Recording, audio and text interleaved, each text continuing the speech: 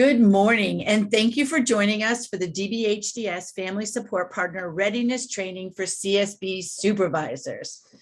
We wouldn't be anything if we didn't have really long names for all of our trainings. I'm Elaine Densley with the Virginia Tech Richmond Center, and we are delighted to be providing the virtual conference management and technical support for this program. At this time, I'll cover just a few housekeeping items. This is a Zoom meeting, so your cameras and microphones are fully functional. Please be sure to keep your microphones muted during the main sessions, but feel free to unmute them when you're in the breakout rooms. Camera on or off is your choice, but know that it's easier for the presenter if they can see you while they talk. We invite you to make use of the chat to ask questions and share your insights. If you should need technical assistance during the event, please reach out to myself or my colleague, Lisa Rowland, for assistance. You can find us by looking for our names that have the VT at the end. Just send us a private message and we will be happy to assist you. There are two things that you need to do in order to receive a certificate for continuing education for this program. One, you need to make sure that the name that's showing in your Zoom box is the name with which you registered, okay? There were directions on how to change that in the Know Before You Go that you received. It just makes it easier for everyone all around if you can do that. And be sure at the end of tomorrow, you will be completing an evaluation. This is also required for you to receive your certificate. Please note that this session is being recorded and it will be made available for viewing at a later date by DBHDS. Thanks again for joining us today. And now I would like to turn it over to Millie Sweeney and Cristy Corbin, who are leading this program. Thank you, Elaine. I'm going to start sharing my screen.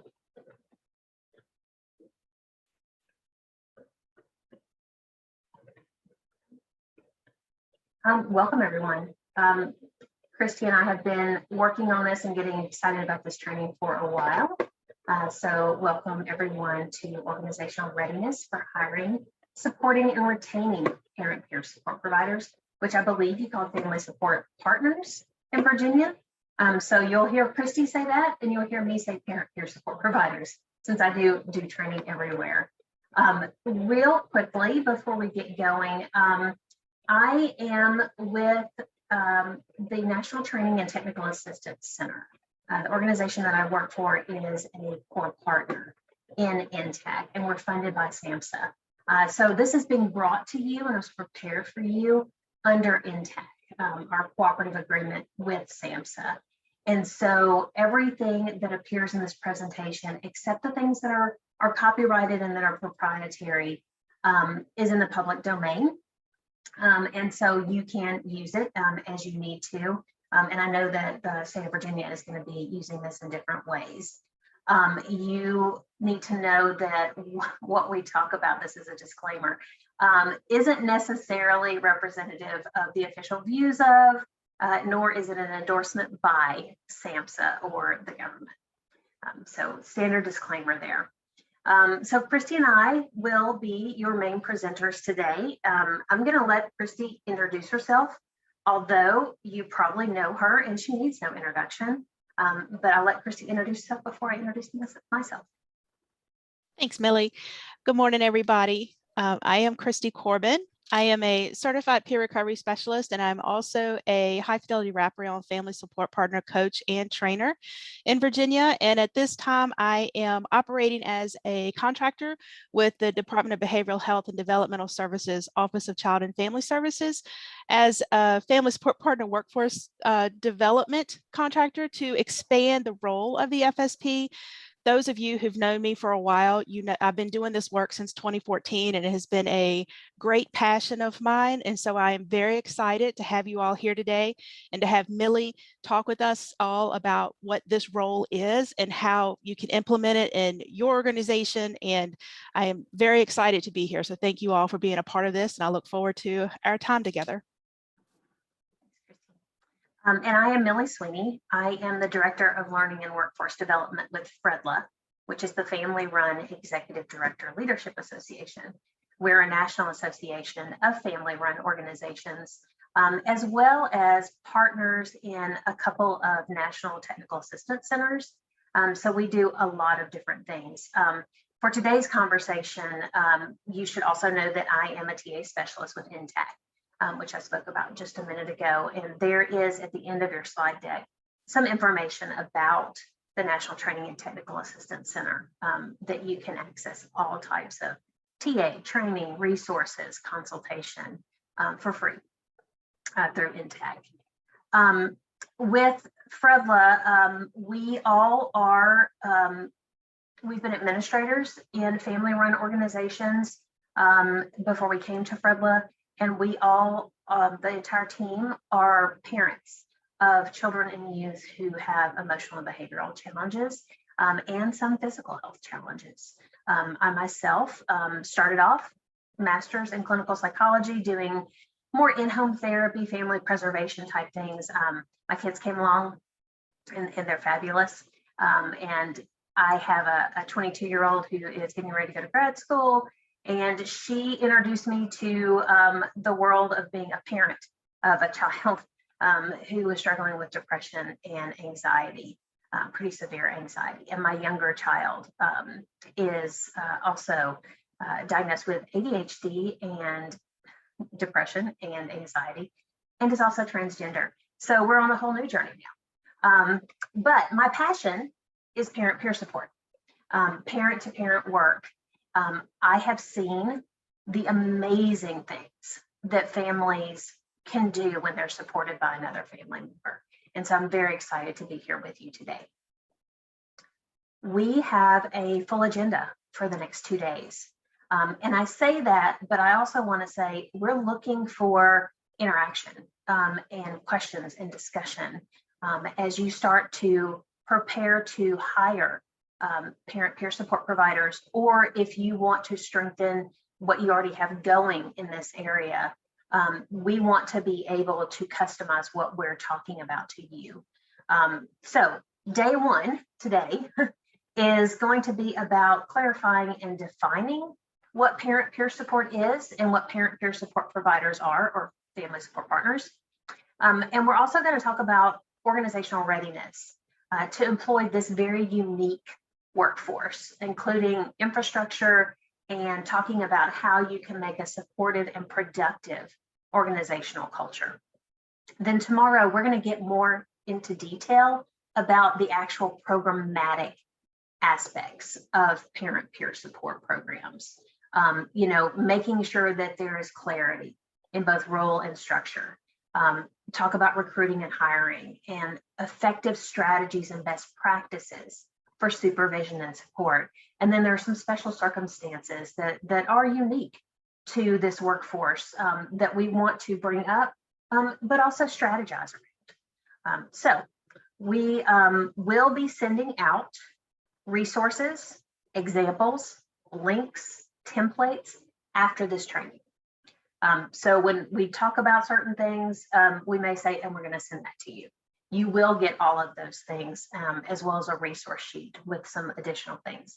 We're also going to do a parking lot across these next 2 days. So if there's something coming up that we haven't gotten to yet, or we want to make sure that we do touch on, give you examples for, resources for, Cristy's going to add it to a parking lot.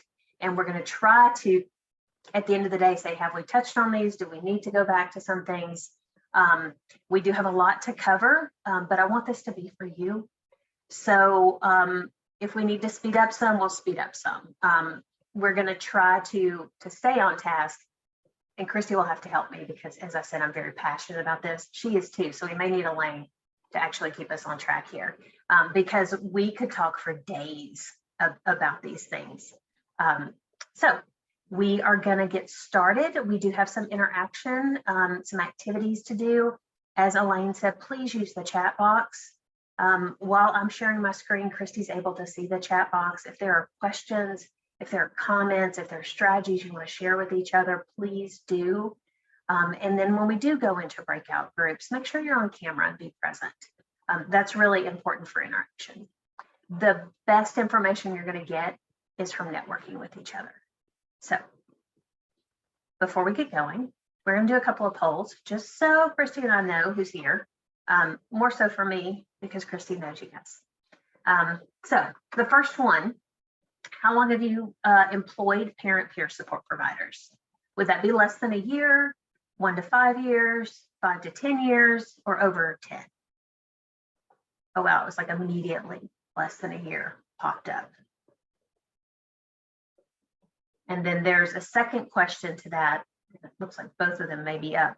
How familiar are you with the functions and operations of parent peer support services and parent peer support providers? And that's not familiar at all, somewhat familiar, or very familiar. So looking at the polls, it looks like everybody is just beginning to build their parent peer support programs. We've got 100% that have answered there. And then in terms of familiarity, most people are somewhat familiar. So you've got some questions, but there are some folks that are very familiar and you're ready to share those strategies. I hope so. And then I hope we all learn something. Great, that's a big help as we go into our information today. I think we're ready to stop sharing. Elaine, if you want to stop or have you already shared the results? Or something in the back end. I have shared the results. Okay. And if you're viewing the results on your screen and they're still there, you can just X them away. Okay, great. All right, let's get going. So we want to start out by making sure that we're grounded in exactly what parent peer support is and who are parent peer support providers. I like this graphic because this is kind of what's out there. It's kind of nebulous. It is a workforce that is continuing to expand and grow. And so what we want to do is kind of clarify and clean some things up so that you are able to have a really clear vision of what you're building. First of all, parent peer support is not the same as adult peer support. They do have some things in common, the need for confidentiality, ethical behavior, and a basic knowledge of mental health that's necessary for both of them. Their daily work, though, the needs that they address and the situations they encounter are significantly different. They're not the same type of service or workforce, and each has their own set of competencies, skills, and training needs. So adult peer support is more characterized by your lived experience as a consumer of behavioral health services. There's that relationship of mutuality based on what you have been through with your own mental health journey. There's a focus on the individual as an independent person who is living in recovery. In parent peer support, we talk about resiliency because kids aren't little adults and they're still developing. There's a focus on the adult mental health and physical health systems, vocational goals, housing, and sometimes the adult court system. So that's more characterized of adult peer support. Now, parent or family peer support is differentiated from adult and youth peer support in that their support is provided to the caregivers rather than to the children who are experiencing those behavioral health challenges. This type of provider has received specific training on using their own experiences to inform, support, and guide other caregivers and families. So they assist parents in navigating the child serving systems that are very complex and they don't talk to each other and they're very confusing. But they sometimes have to navigate the adult system as well. When you have a caregiver who has their own struggles, they may even connect them with adult peer support provider. So there is some crossover that happens. Another differentiating factor is that parent peer support is oriented to building resiliency rather than recovery. Now, SAMHSA defines resilience as an individual's ability to cope with adversity and adapt to challenges or change.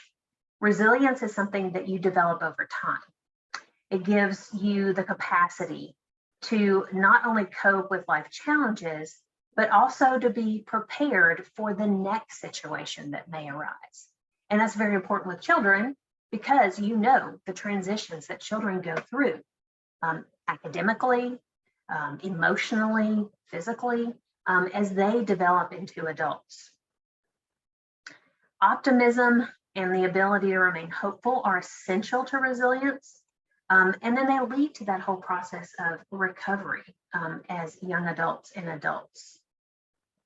Increasing resiliency skills and promoting protective factors are integral to children and youth becoming adults, not necessarily affected by their experiences with emotional, behavioral, including substance use or mental health symptoms or disorders. They have learned how to build that resilience, and therefore they are able to step into recovery and stay there much easier. Lastly, parent peer support providers work with the entire family. It's not just a one-on-one type relationship. They're often addressing the needs of more than one child in the family or the medical or behavioral needs of the parents.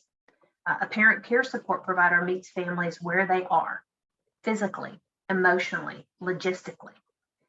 Parent peer support is strength-based, it's not deficit-based, helping family to identify strengths and use those to address their needs and to build that resilience we just talked about. Often, a parent peer support provider may assist the family with stable housing or employment or other healthcare issues, just like an adult peer support provider might. Thus, their training and supervision needs are different than those of adult peer support providers. Although there are a few common training areas, as I mentioned, confidentiality and definitely documentation that both of them share. Now, the parent peer support provider is a caregiver themselves. They serve the whole family, they're community-based, they meet families where they are. They are hired to work with other families across systems, and it is based on their life experience. It's not a degree, and parent peer support providers come to this work from a variety of employment backgrounds, or they may have been out of the workforce for quite a while as they've cared for their child or children and are just now stepping back in. But for the most part, they don't necessarily come from a mental health background. They're coming to you with this deep, unique experience of having navigated systems themselves and having been through the different emotions and the different actions that you have to take in order to get what your child needs. I've said before, I think the only other profession that really uses this lived experience professionally is probably a stand-up comedian, because they bring that to the stage every time they talk about their family and their own experiences, and they use that in their profession. Parent peer support providers facilitate effective service connection and delivery, and they model advocacy, they model how to build collaborative relationships, and they also fulfill all types of roles. So they can infuse family voice at all different levels of service delivery, you know, not just working with the family, but also in policy work, also in management, also in funding decisions. They have a variety of ways that they can impact individuals and the system as a whole.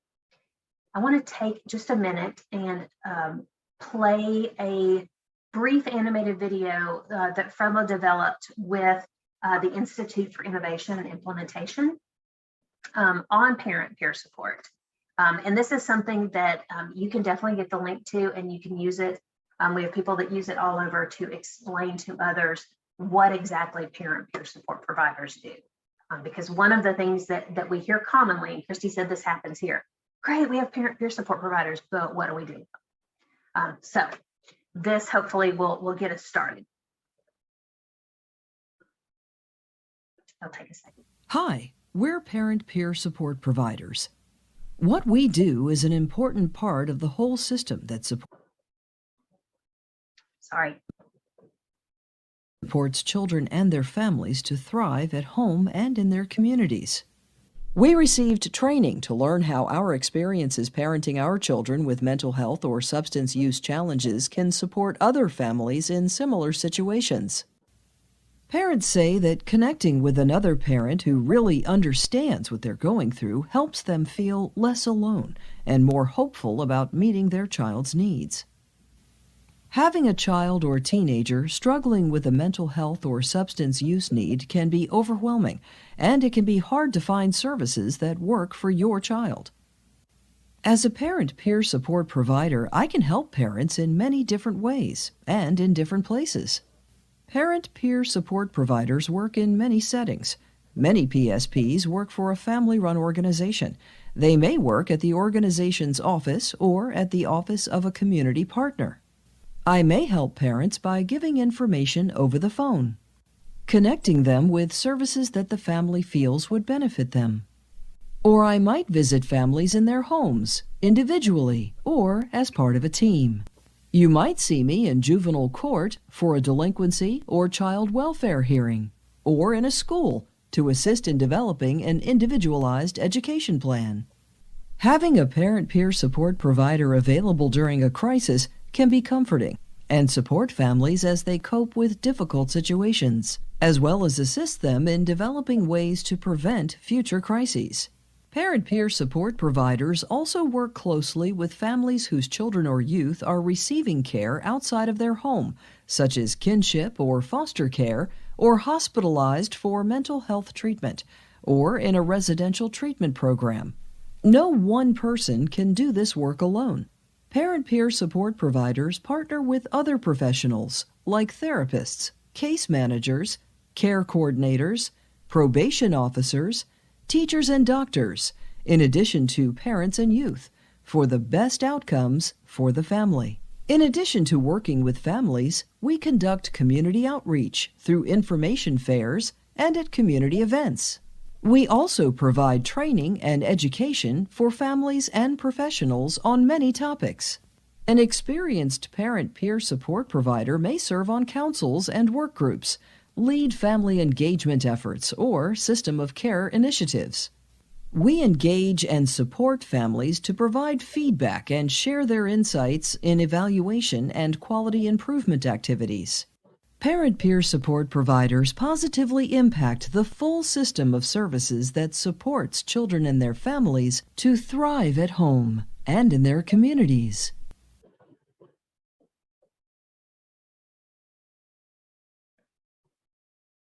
Okay, was that helpful to hear the different things that parent peer support providers can do? Feel free to say something in the chat, or if everyone knows how to use the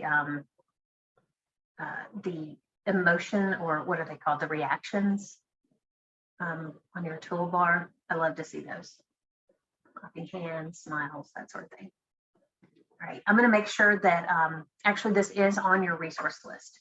So when you get it, you'll get a link to this, and you're welcome to use this throughout your community, within your organization. It's a quick and easy way to be able to say, this is what they do, because some people don't get it yet, but they're going to. So as you saw in the video, parent peer support providers can do a lot of different things. On the screen now, what you're seeing is their basic scope of activities. They do a variety of approaches.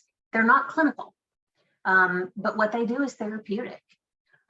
So these are the basic scope of activities, providing empathetic listening and emotional support. We talked about navigating systems. That's a huge thing that they do, as well as providing information about those systems they're going through, and connecting them with resources. They do advocacy, but their advocacy is a way that encourages partnership. And the goal is to protect that family and provider relationship. They're a bridge between the family and the provider. So each of those are able to see the perspective and understand where the other is coming from, so that they can work together, because they do have the same goals, just different approaches and different experiences. They definitely encourage self-care activities while doing that themselves, because remember, they're caregivers themselves. They facilitate engagement with service providers. A parent peer support provider can help understand why a family is not showing up for appointments, can help problem solve around that, and really, again, can be that bridge that helps the professional understand why the families aren't engaging and helping families understand how that provider can help them. They engage in safety and care planning, although they're not always the ones that are in charge of developing a safety plan, a crisis plan, or even a support plan. But they should know how to do it, and they should be part of it because they are part of the implementation. They help eliminate barriers to what's going on, why something's not getting done, or something that is needed, but the family hasn't been able to articulate it. They do a great deal of skill building, all types of skills that enhance resiliency and build the capacity of that caregiver to be able to maintain a child who has some pretty significant issues at home, in the community, and in school.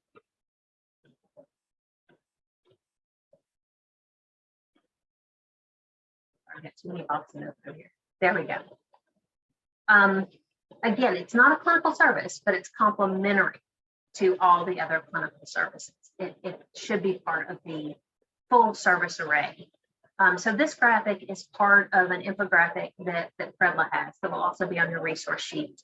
It outlines the potential roles of parent care support providers across those different ranges of intensity levels of services.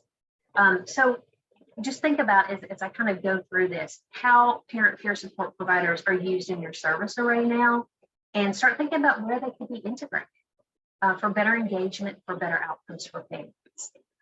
They do, and you saw this in the video, from the very least intensity of services, those health fairs, education information. They also are part of policy making and advocacy groups, and they can collect data. If you are an evaluator and you want to make sure that if you're doing a longitudinal study, you want to make sure that people remain engaged in that study, hire a parent to work with other parents. Low intensity level training, support groups. They are great at information and referral. And if it's another parent answering that phone when a parent calls in, you've got some immediate rapport. You have a sense of relief that happens on the other end of that phone with somebody who understands what I'm talking about. They also are in peer supervision and program management.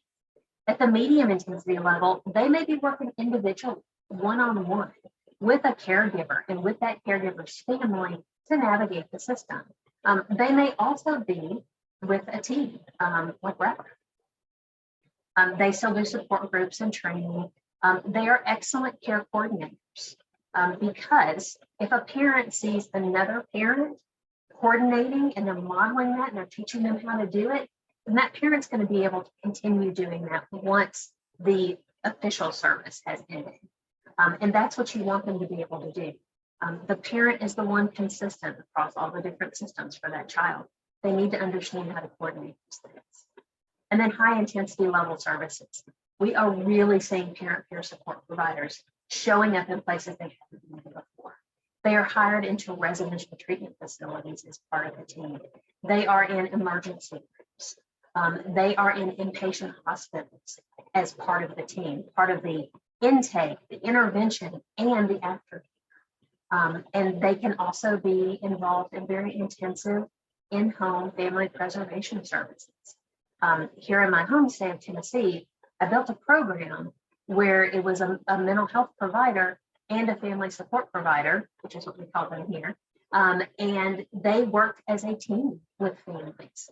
And that mental health person worked on the in-home therapeutic interventions, but it was the parent care support provider who was the coordinator, the care coordinator, and the one providing that peer support that was needed.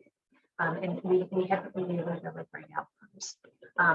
Again, they can fit in to all of these different levels and do so very well. So as you think about this and you saw the video, just put in the chat, where are parent peer support providers currently used, in your community, or where do you plan to use them in your organization? And for those of you that have already employed parent peer support providers, how are you using them now? Is it that one-on-one advocacy, Is it low intensity or is it only high intensity?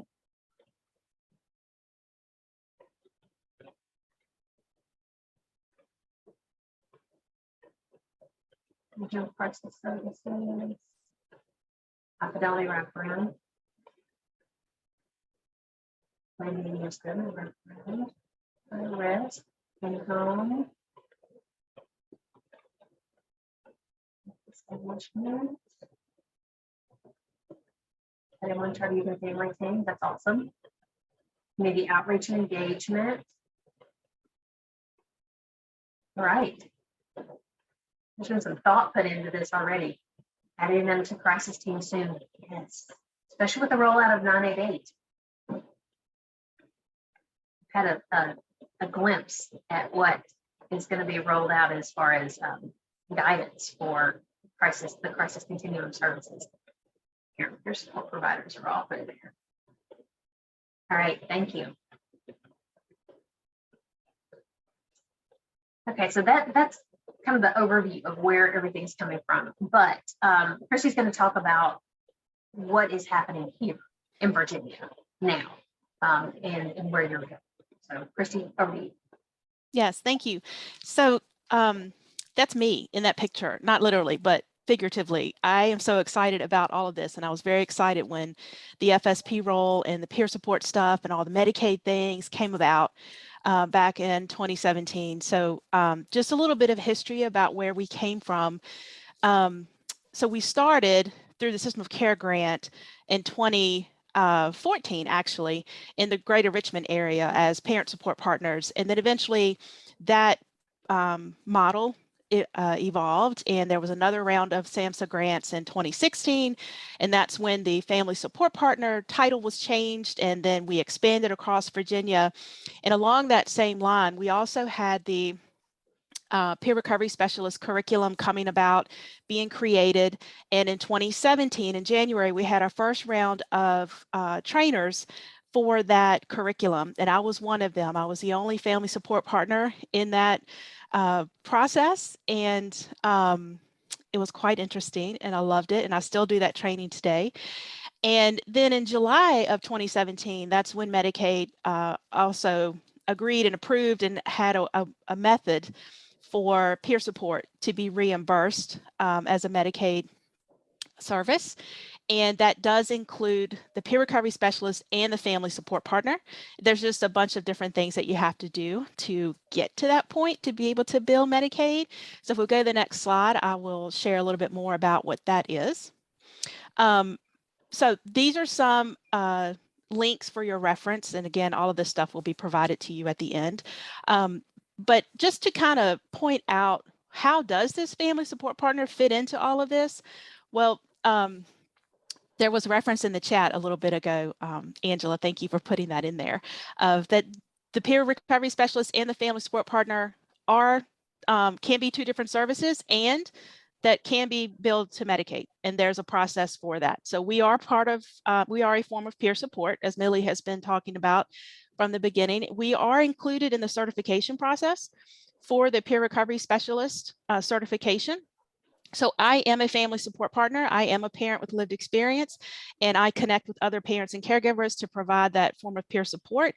I am also a certified peer recovery specialist in that I am in recovery from my own personal mental health challenges, as well as what I dealt with my child.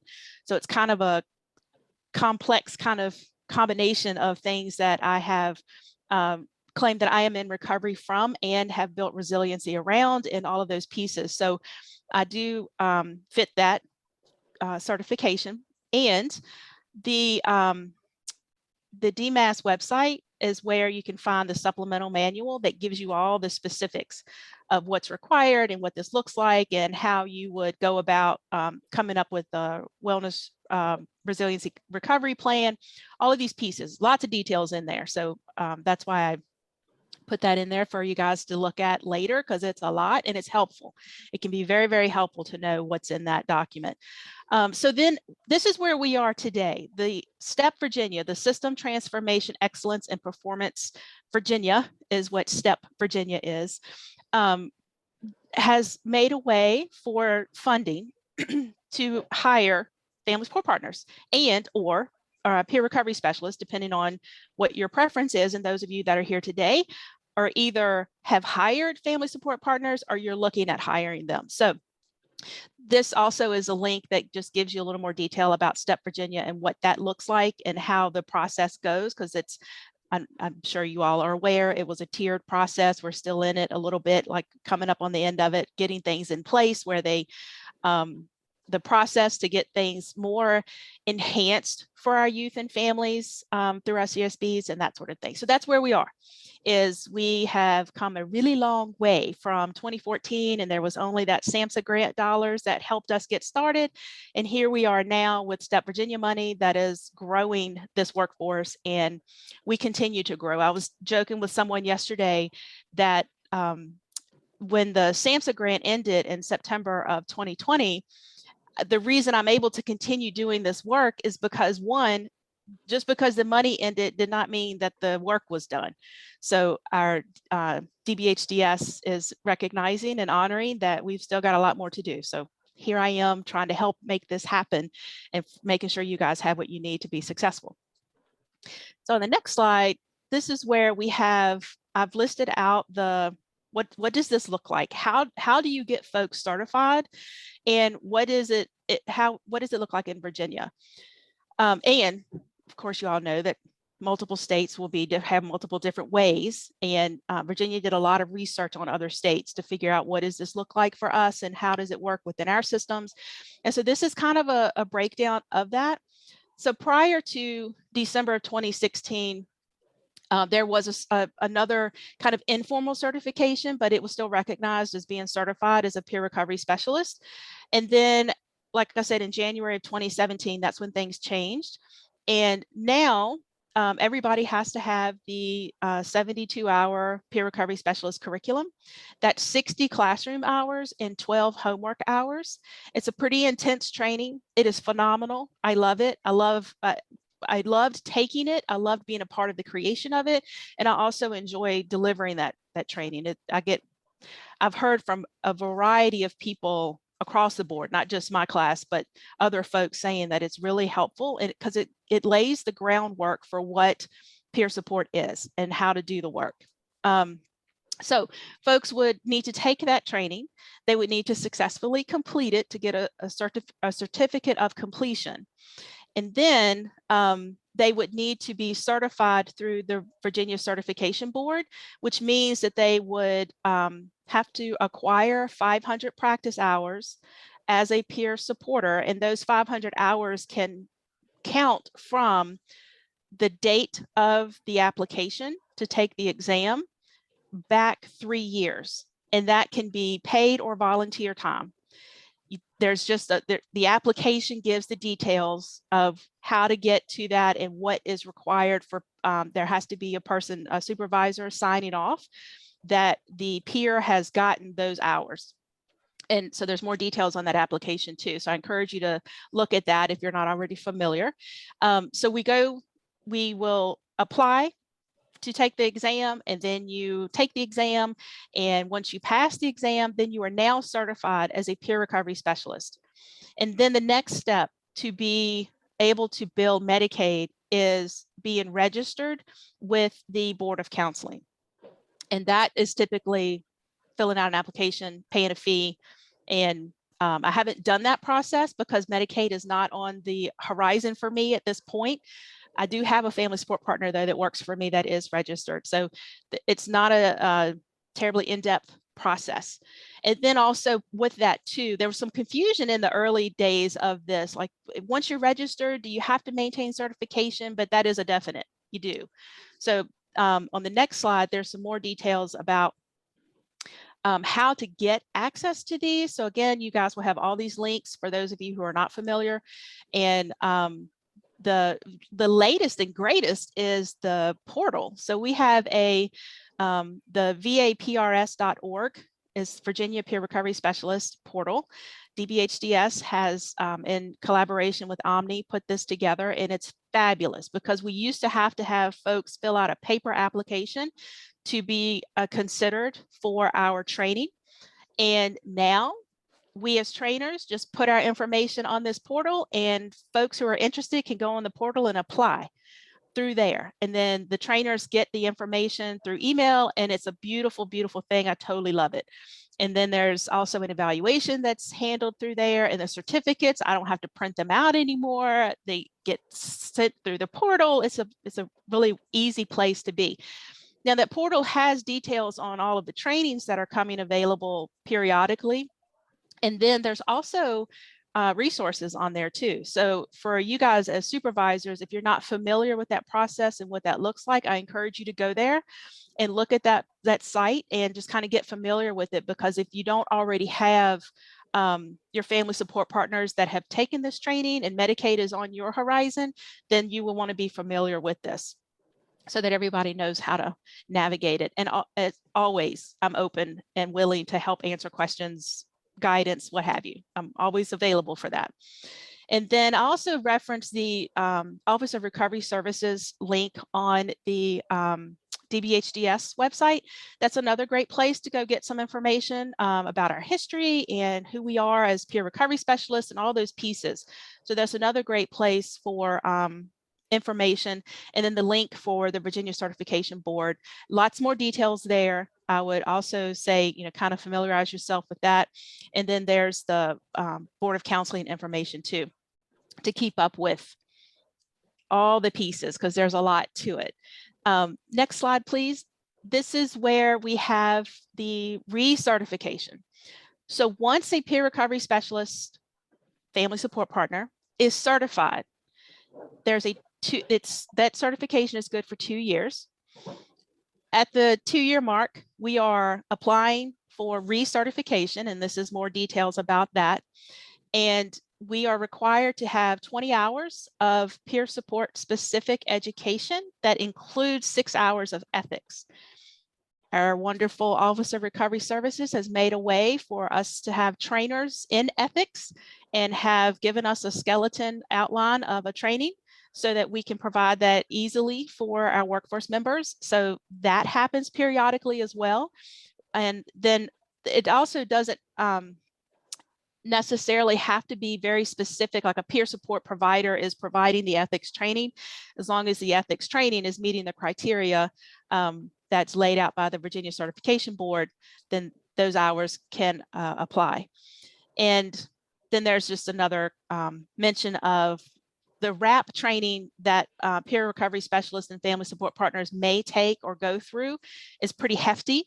So they've kind of put a cap on the number of hours that can apply for that particular training.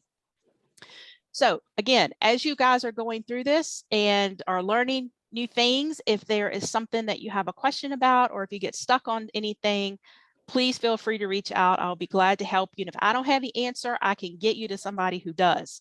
So, and as we go through this, if anybody has questions or comments, there is, feel free, chat box or what have you. Thanks, Cristy. There are a lot of best practices in parent peer support certification woven through how Virginia has set this up. So I just wanted to point that out. And I'm guessing the test is Virginia specific. It's not the national Correct. Family support. Okay. Correct. Yeah. And to find training, just go to the website is a question. Yes. I also noticed that there is a supervisor of peers training. That's in the chat as well. There are not many of those nationally. FREDLA has one that's part of our practice model. It's specific to peer support providers. But supervisors are critical to this workforce. And really any workforce, it's the #1 reason why people leave jobs is because they do not have good communication or supportive supervisor. So I definitely encourage, and tomorrow we're gonna talk quite a bit about that actually, because it is such a big piece of making this work. I'll add to that, Millie, about the PRS supervisor training. It is an online module now. And if you go to the Office of Recovery Services website, you can find more details. But you don't have one that's specific to family support partners, right? No, it's for anybody who is going to supervise peer supporters. And it's more geared towards peer recovery specialists, but it incorporates peer support generally. So it would cover the family support partner role. It's just not specific to family support partners. So there also will be, FREDLA has offered at least once a year nationally the supervisor curriculum. It's a 3-day training of our practice model, and we'll be doing that again in the fall. So I'll make sure that you have that information if anybody wants to sign up for that.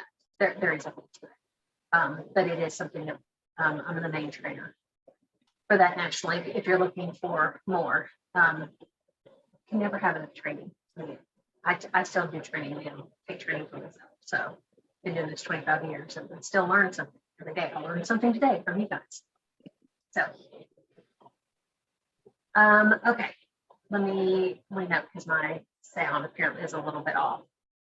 You're going to hear us repeat some things, and part of that's just the fact that you remember them if we repeat them a couple of times.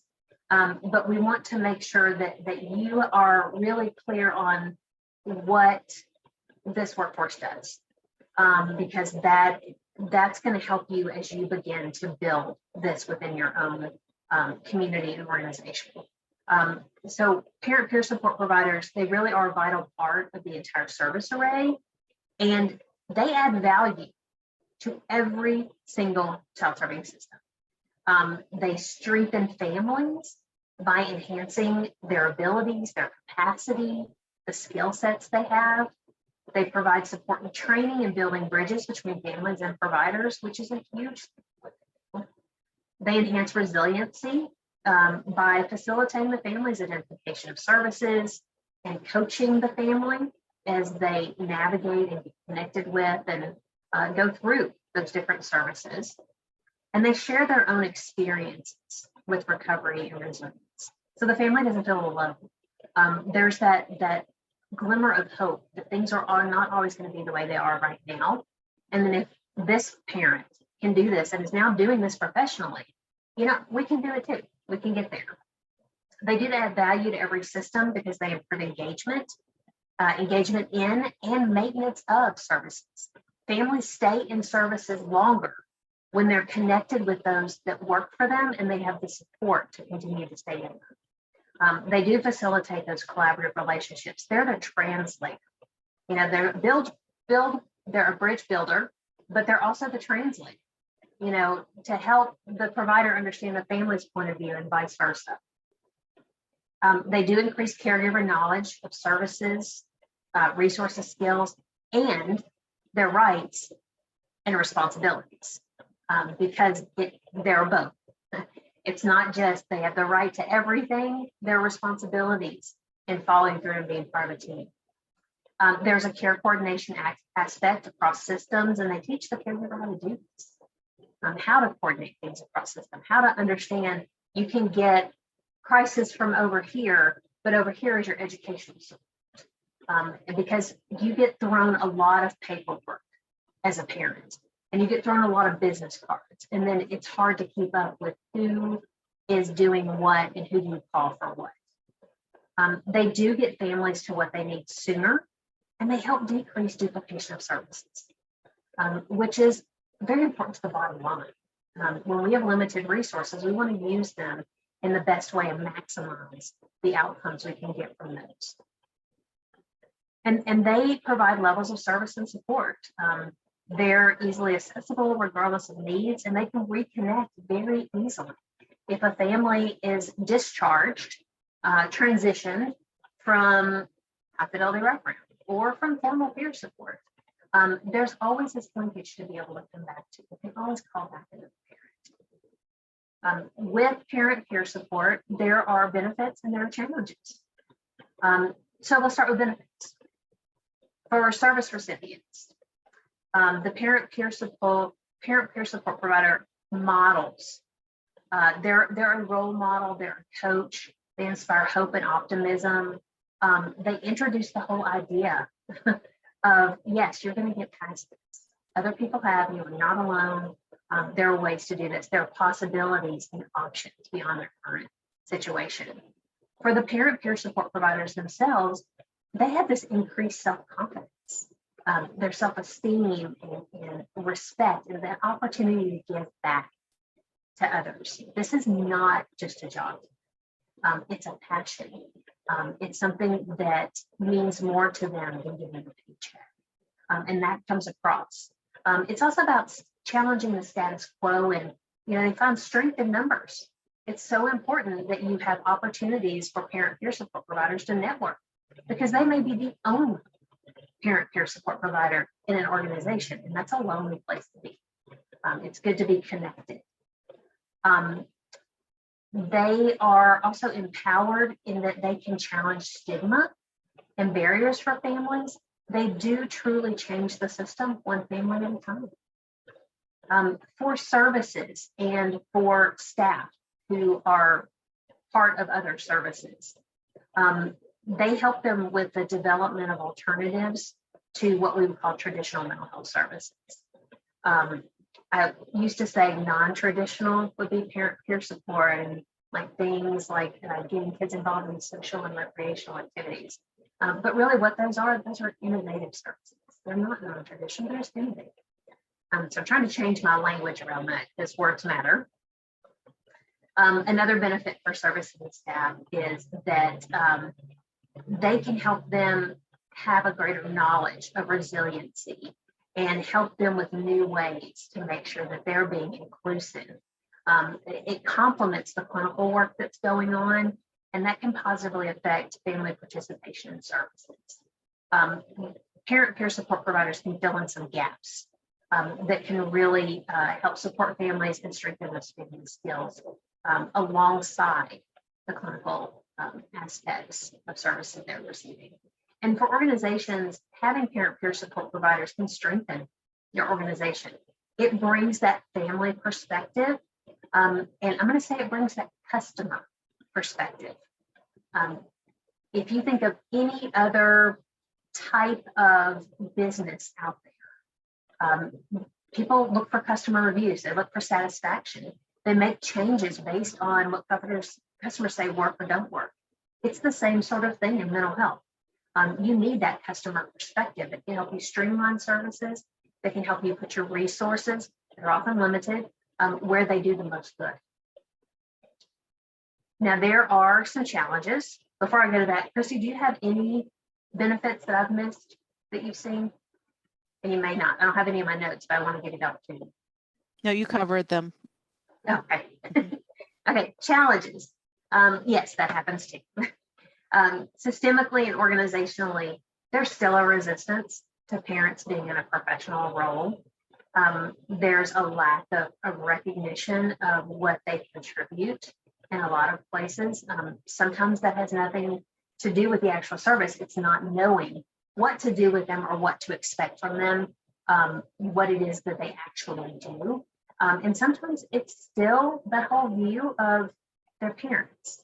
They're having issues themselves. How can they help somebody else? It's the idea of having somebody use lived experience professionally and not having formal education, a bachelor's, a master's, a PhD, whatever.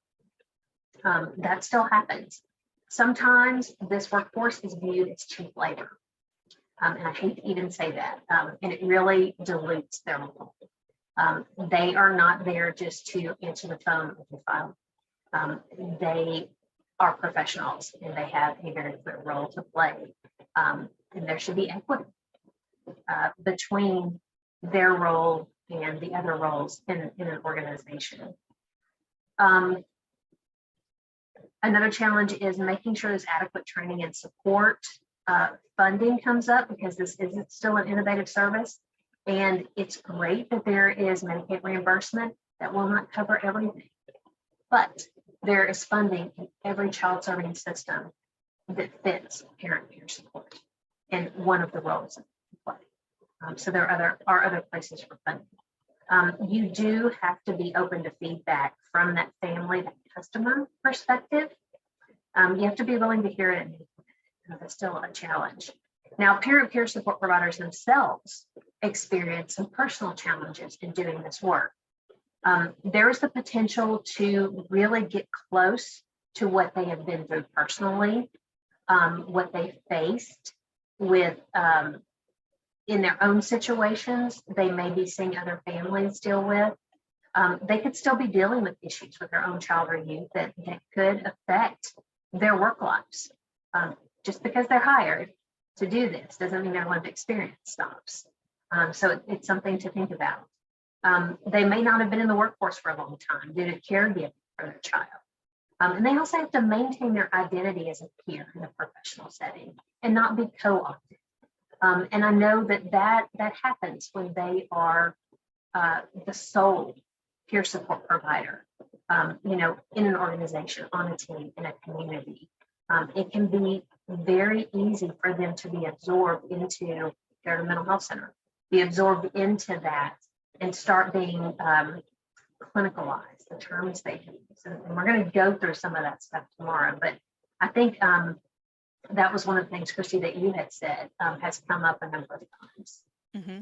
Yeah, I've heard it repeatedly over the years of peer drift is what it's referred to, in that, we come into this environment and we have our the way that we're going to do our work based off of our lived experience. But then when we get in these typically clinical settings, that we're not necessarily have a structure of how our work is expected to be done. In some instances, peers were said, just do something, just make it up, just do what you think. It wasn't really a job description with like certain criteria to meet expectations. And like Millie mentioned, sometimes it's just, hey, let me just use you over here to do some filing, answer the phone, this type of thing. I think in most areas we've come a long way from that, but that's still something to pay attention to, especially when you're newly at developing this program, is making sure that you have a specific job description that outlines what this peer supporter is supposed to do. And through your supervision of this peer supporter, making sure that you are aware of what their role is and staying on target with the peer focus to make sure that we're not, I've also heard it referenced as mini clinicians, not allowing, encouraging or supporting this peer to do the things that the clinical professional is responsible for doing or is part of their process. So it can be a delicate balance. And I think the starting point is just having a clear understanding of what the role is, and then making sure that in your organization you have a job description is going to be one of the biggest things to utilize to maintain that peer support role. Absolutely. And I see Kathy asked, how do we get our leadership to understand that? It's our hope that we are going to provide you some tools through this training to do that. And then there are some other opportunities, but that's a good one to add to our parking lot just to make sure that we do cover those things. What I want to point out, that the benefits, the challenges, particularly around the challenges, is that nearly all of these barriers, these challenges that we've talked about, can be overcome and addressed with process, with training, and with support. The benefits really far outweigh those challenges. And honestly, the reason that some of these things come up is because you know that this employee is there for their lived experience. You know a lot about what's happened to them personally. You could have a clinician who has had the same sort of background, but they don't divulge that. And so they may have those same challenges. But how they show up is, I need to take a day off, or my kid is sick, as opposed to knowing ahead of time that there's an IP meeting, that you have an employee with a child who is in a deep depression and there's some suicidality that you can plan for. So in some ways, you kind of get a leg up with this workforce as an organization, because you can plan. And that's what we want to talk about as well, which takes us into organizational readiness.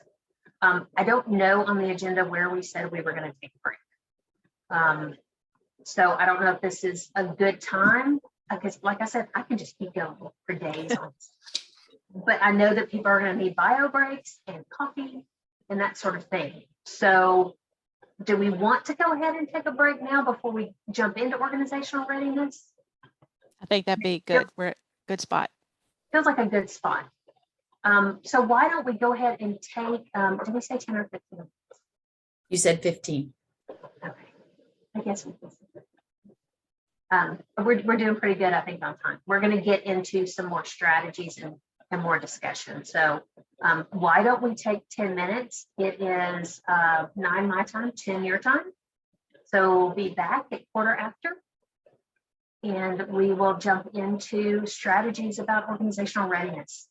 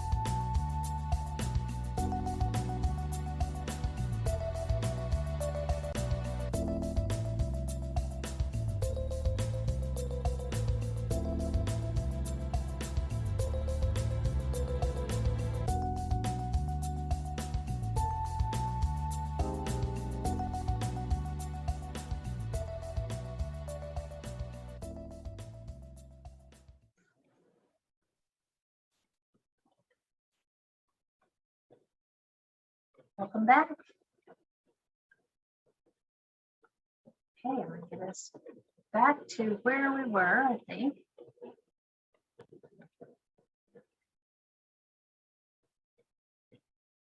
Okay, hope everybody had a break, got some more coffee, still working on mine. We are going to spend the rest of our time today. So we have about 2 hours before we need to do some close up and make sure we are checking with our parking lot on organizational readiness to employ this particular workforce. We have gone through and clarified what their role is and different things that they can do. Your resource sheet is going to have infographics, a link to the video, things like that that you can always go back and reference, as well as you have Cristy in Virginia, who can definitely help talking about job descriptions and that sort of thing. So what we're going to do now is go through infrastructure, how you prepare your infrastructure for hiring the lived experience workforce. And then we're going to talk about workplace culture. These are both things that need to be addressed, need to be considered, need to have strategies in place for before you begin hiring. If you've already hired, that's okay too, because you want to continue to hone your program. You want to continue to hone your policies and procedures and your approaches. So hopefully for those of you that are already in this space, this is going to help you strengthen what you're doing. So a couple of things to consider. I was working with Alaska, their Department of Behavioral Health, and I was co-presenting with the family-run organization there. And you can imagine Alaska, you have to take a plane to get to some places there, right? So they have a lot of geographical barriers and that sort of thing. And they could not get people to leave their mental health centers to meet people where they are, which is what peer support does. So we were trying to talk with them about how important it was, bringing up research about engagement and all those things.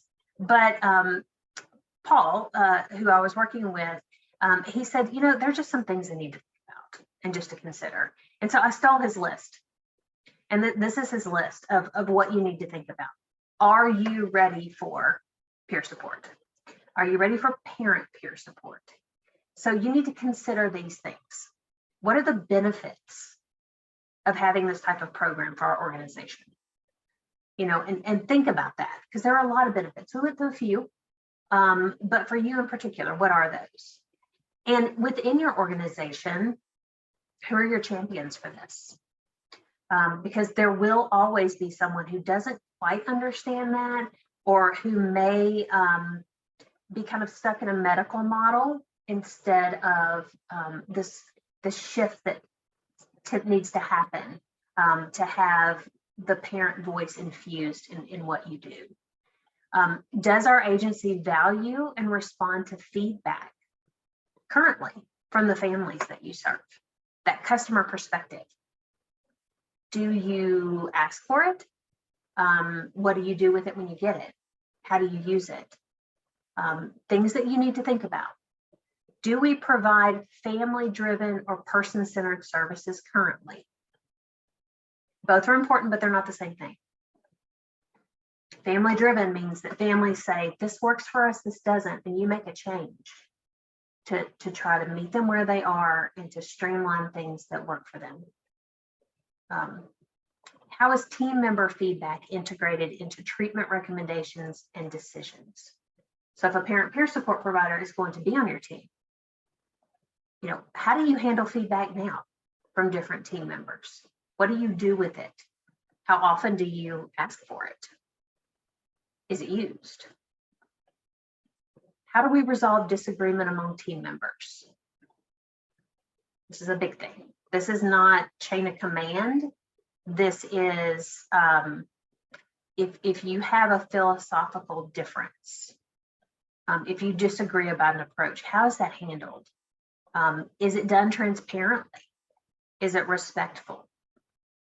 Because you're adding in a different perspective to your work now. And it's a critical perspective. It should be respected, just as those bringing that perspective should respect the perspective of those that are currently there. But the biggest one, the biggest piece that you need to consider, and you need to be able to answer yes to this: do we believe that parents are part of the solution? Historically, they've been seen as part of the problem. And that doesn't mean that all parents are perfect. Anybody who has kids, you know, we know this. But they know their children. Sometimes they can't be the best parents that they want to be. But do we believe that parents are part of the solution? Do you feel like you can answer yes to that? Because that's huge. That's a really big thing. So things to think about. So before you hire parent peer support providers, or even if you already have, there's a couple things you need to assess. When you are establishing your infrastructure for a parent peer support program, you need to assess and address policies and practices, where that program fits and where that workforce fits within your organizational structure. Make sure that there is clarity in roles and responsibilities. And then you've got to look at the workplace culture, which is why we're going to spend the second part of the time we have left only on workplace culture, because it's just huge. So let's do a Jamboard. I don't know if you're familiar with Jamboard, but this is what I'm going to show you how to do it in just a second. There will be a link that is put in the chat.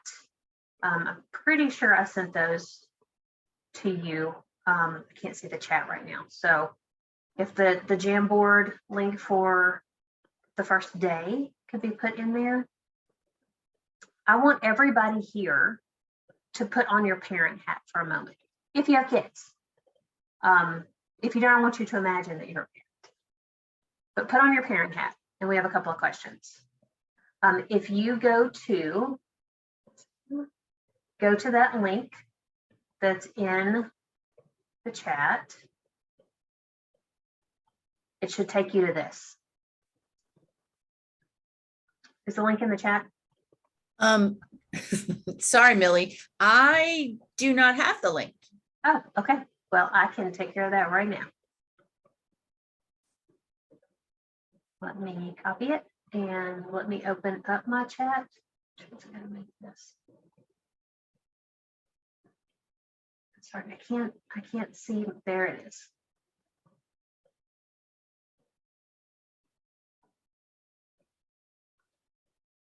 Okay, that link that's now in the chat, if you'll go to that, it'll take you to this screen. And I love that everybody gets an animal name when you join. So in Jamboard, what I want to do is we have two screens that we're going to go through. But the first one, as a parent, just think about, what do you need from an employer? Anytime you've had a job as a parent, what do you need? Over here on the left-hand side is a sticky note. And when you click on that, it brings this up. And you can type in whatever and hit enter, and it will put it on the board. So, you know, I need vacation time to spend with my kids, or when they're out of school. You hit save and it shows up. So over here on the left-hand side, get a sticky note, and you can use as many as you want to. But as a parent, what do you need from an employer? Now, if you're having a hard time accessing this, I see people are still joining, but if for some reason, some people's computers will block this, it's a Google platform, but it does happen, you can always put it in the chat. But as many as possible, if we can get it on the Jamboard, it would be helpful. And this is also something that we can download, and this can be sent to you after the fact as well.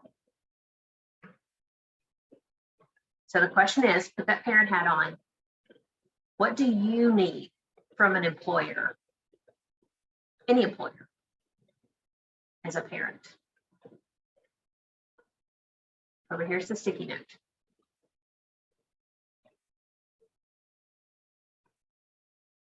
I wonder why because I've got, if this can open, let me make sure I've got it set. Oh, I am so sorry. This needs to be Anyone with the link can edit. Okay, now let me copy it. Okay, apologies. Try that link.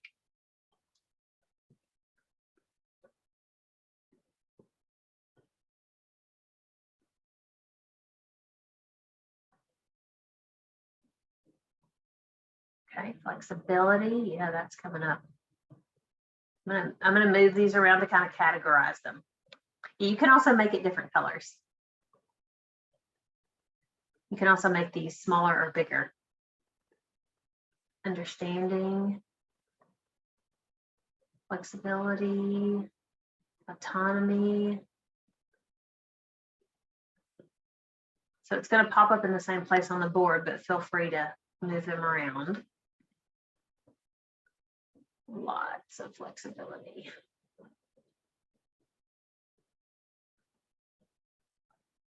Say paycheck, amen. We do have bills to pay.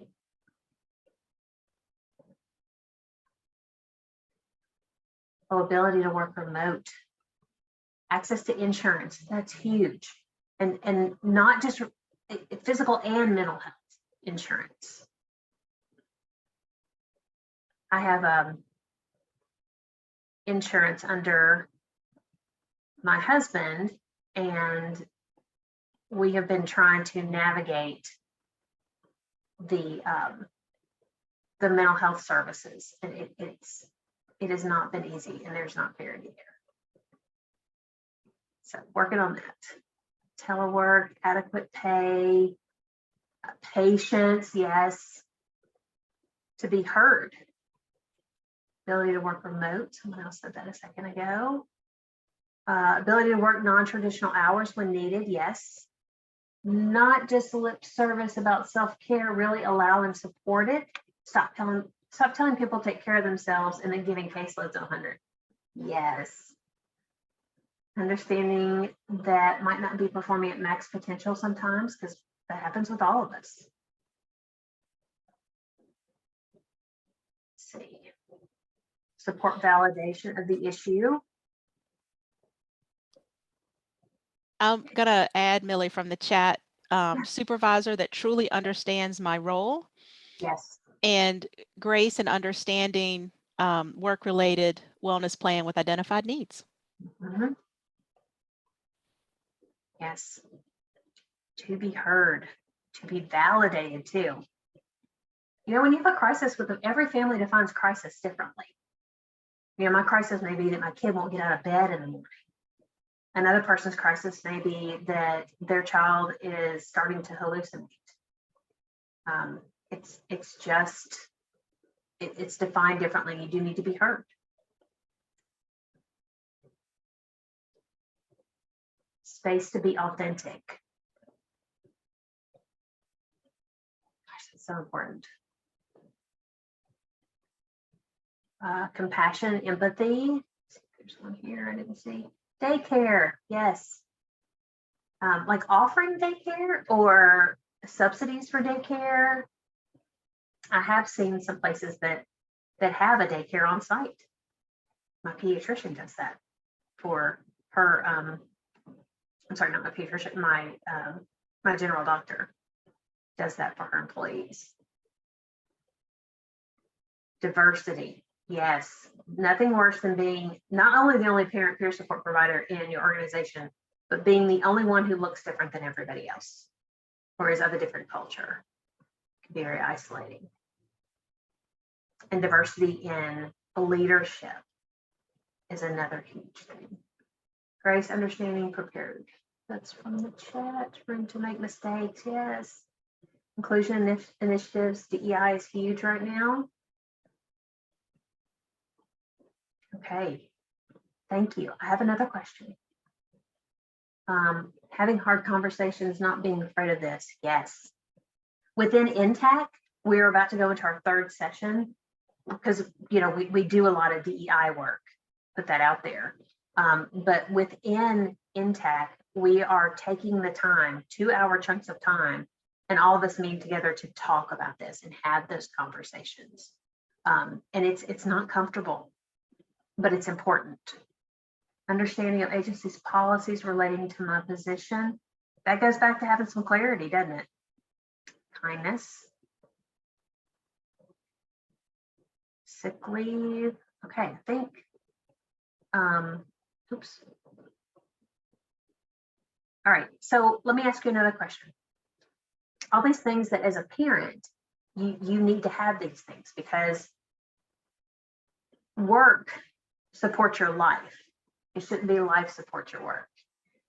You know, our families are so important. So our second question, if you'll go to the top here and click over one, you go to the second page. So here's the first. I'm going to go to the second one.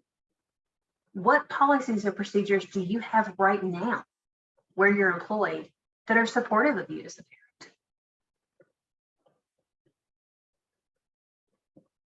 Was everybody able to go to the next page? There we go. Telework. Flexibility with work from home. Oh, yes, extra 2 days of wellness, like PTO, paid time off, flexible work schedule, paid time off, personal leave, flexibility, telework, hybrid work schedule, yes. Flexible and kind supervisor, understanding supervisor. I'm just kind of putting some of these together.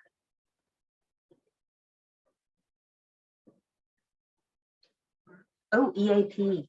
Oh my goodness. As a supervisor, I would use the EAP to help with professional development with my team. And that was always something that they appreciated. Although there were some people that it was part of a performance improvement plan, but it was approached in a way that it was an opportunity to learn some new things and improve on some skills. Oh, a wellness room. What does that look like? Whoever put that in, can you either put in the chat or unmute? What does your wellness room look like?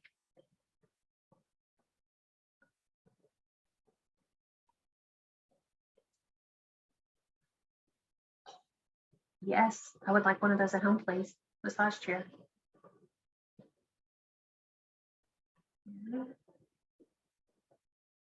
Technology, that's so important. I want a wellness room too. Amen.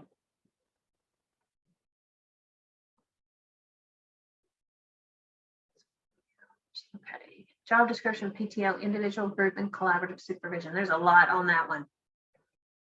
So I'm assuming that that job description is a clear one. That's why it's a good policy that's in place. Access to peer center, dependent care, flexible spending. Again. We have a wellness room, meditation area, and for prayer if needed, soft rug, soft lighting, big soft chairs. When I worked at the family run organization here in my state, we had a family room that had, you know, couches on it. And so when we had team meetings and things like that, you know, families could have their kids in there. But when it wasn't being used, that our receptionist used it as her nap place. And so we all made her a sign and said that she was snoozing. And, you know, it was always on her break and timely and everything, and it wasn't being used by somebody else. Time off without pay or share, PTO, FMLA. One of the best things you can do is offer FMLA, even if your organization doesn't meet the requirements to have to do it. You have to have, what, 50 employees or more? FREDLA has 5 nationally, and we have FMLA. Because as a parent, you need it. I think that's a big piece too, Millie, is being familiar with FMLA. I've come across it in recent years of folks needing it, and they didn't know that they qualified for it. They didn't know that they met the criteria. So FMLA can be a huge piece to this puzzle to support your, not just family support partners, but all of your employees. Mhm. Absolutely. Okay, thank you. So when you look at this page, and you look at the page before, all the things that you need: flexibility, diversity, space to be authentic, to be heard, daycare, understanding, compassion, supervision, all those things. When you come over here, what do you see is missing?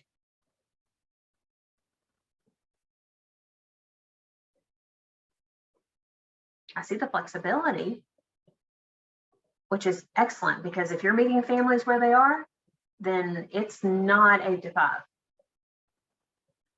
And it's something the other people in your organization need to understand too, when your schedule looks different than yours. I see some supervision on here. I see some spaces for wellness, the being able to work from home,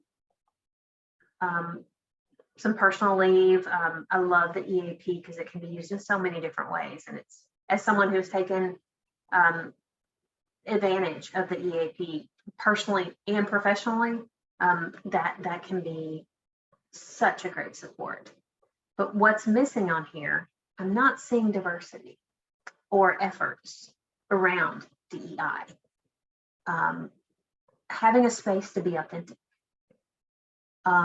being heard. There are some benefits, but maybe those need to be looked at. Clear positions, room to make mistakes, being paid at a level that is commensurate with the work that you do. Patience. Those are things that I'm not really seeing. Pure health days. Oh, I love that idea. So there are some things that are missing right now from your policies and procedures that are necessary for parents, those of you with kids, to be able to be productive on the job, to make a job attractive, to stay in a job.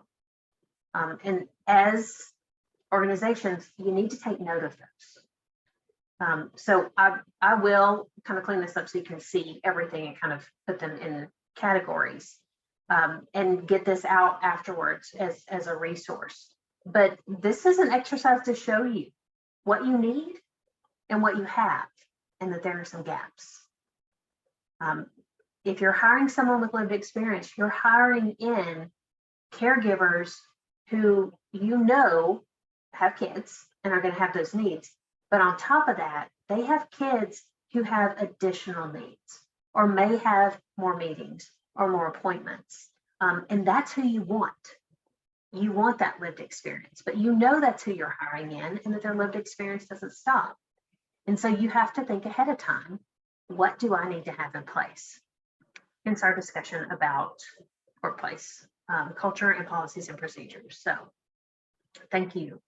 Let me see if I can get back to this. Can everybody see the slide again? Just making sure I'm sharing appropriately. All right. Let's start with policies and procedures. Once I actually get back to where I need to be. Yeah. Having appropriate policies and procedures means that you have those that are responsive to staff that are hired specifically for their lived experience.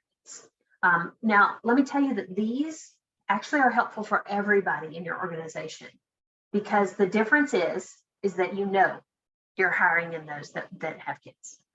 You have other staff who may be dealing with the same thing, but within their role, they don't bring that forward. They don't divulge it. They don't tell you up front. That's not what you're looking for in that role that they were hired into. Without fail, every time I've done outreach, information, a health fair, whatever, in a corporate setting, like Caterpillar Financial here in Nashville, where I live, as soon as people start trickling out, the parents will come up and say, this is what's going on with my kid. I can't tell my supervisor and I'm really missing days of work, and they can't come forward with that. So any of these things that we're talking about are actually good for everybody. So it's not that you are changing for a particular workforce. This helps everybody. So human resource policies and practices that value the unique contributions, experience, and challenges associated with parenting children and youth with behavioral health conditions. That's something that you need to have. You need to look back through your policies and procedures. Is that there? Can you read through this and say, yes, this is supportive of a parent who is hired to work with other parents? You have processes that have been developed to fulfill program responsibilities. And by that, I mean having a supervisor over the peer support program who is able to step in if the parent needs to be gone for something, if there's a crisis that comes up with their own child. Having that plan ahead of time. For example, all of the supervisors that I hired, they were master's level, but they were also parents themselves. They knew through supervision all of the families that their team was working with. And if something happened with one of their team members, they were able to step in, not meet 3 times a week as the other person was, but maybe once a week and a phone call, just so that that family doesn't get dropped and they continue to have a supportive connection with the program and with the staff, but then the staff person is able to take care of their needs and come back. So that's what I mean by having that type of process. Your handbook for your employee that has your policies and procedures is written in a way that's clearly understandable. And whenever you make these changes, you're pulling in someone who does peer support for their perspective and their ideas on that. That's part of being family driven, where you're developing things and you're strengthening things with that input. Parents are part of the hiring process, from writing those job descriptions to conducting interviews. That also is being part of being family driven, where you are infusing that perspective into all that you do. You have policies that recognize and meet the needs of staff. Excuse me. If my child has an IEP that I know that I'm going to have a meeting in the fall and a meeting in the spring, then that I'm going to need to take some time off for that.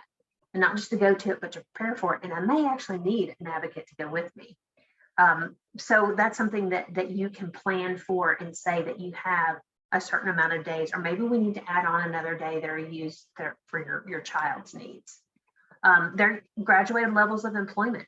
Do you have the opportunity within your organization that if someone, it's kind of like FMLA, but if you're full-time, can you go to part-time? And of course, there needs to be parameters around this. I'm not saying just, oh yeah, you need some time off, go ahead, don't worry about it. It's, if you drop to part-time, you're going to be at part-time for 6 months before you come back to full-time. Or if you drop to PRN, as needed on a contract basis or something like that, you have to stay there for a while because there are internal processes in your accounting and everything else that you need to keep up with. So there need to be parameters around it, but it's there, it's an option. Also opportunities for professional growth, training, conferences, building that into a budget, that it's an expectation that there will be work time spent on learning and growing professionally, and then advancement. This workforce needs a career ladder. I know of some places where someone's hired in as a parent peer support provider and they've stayed there for 15 years in that role because there weren't any other opportunities to get a higher pay or to take another role. And so we'll talk some more about that, particularly tomorrow, about how you can identify that and where they could branch out into other things. But there needs to be a plan for advancement internally in your current structure, or the opportunity to build out as you expand, like into a training coordinator, for example, would be another one. Cristy, you had some experience with this in your previous job. Yes. So as I've mentioned, I used to work at United Methodist Family Services in the Richmond office. And when we came on board as parent support partners, there were policies and procedures in place that were addressing our role.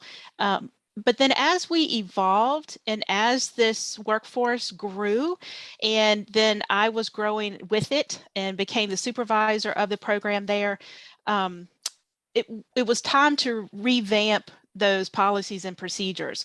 And so some of the things that I did along the way was actually rewriting the job description in that it's a clinical environment predominantly. So the job description wasn't as peer support friendly, family friendly, parent friendly with the language and such. So I helped rewrite that and softened up some of the words and expanded on some of the roles and the expectations and, how lived experience would be impacted in this role, how it would be used and that sort of thing. And then also the interview questions.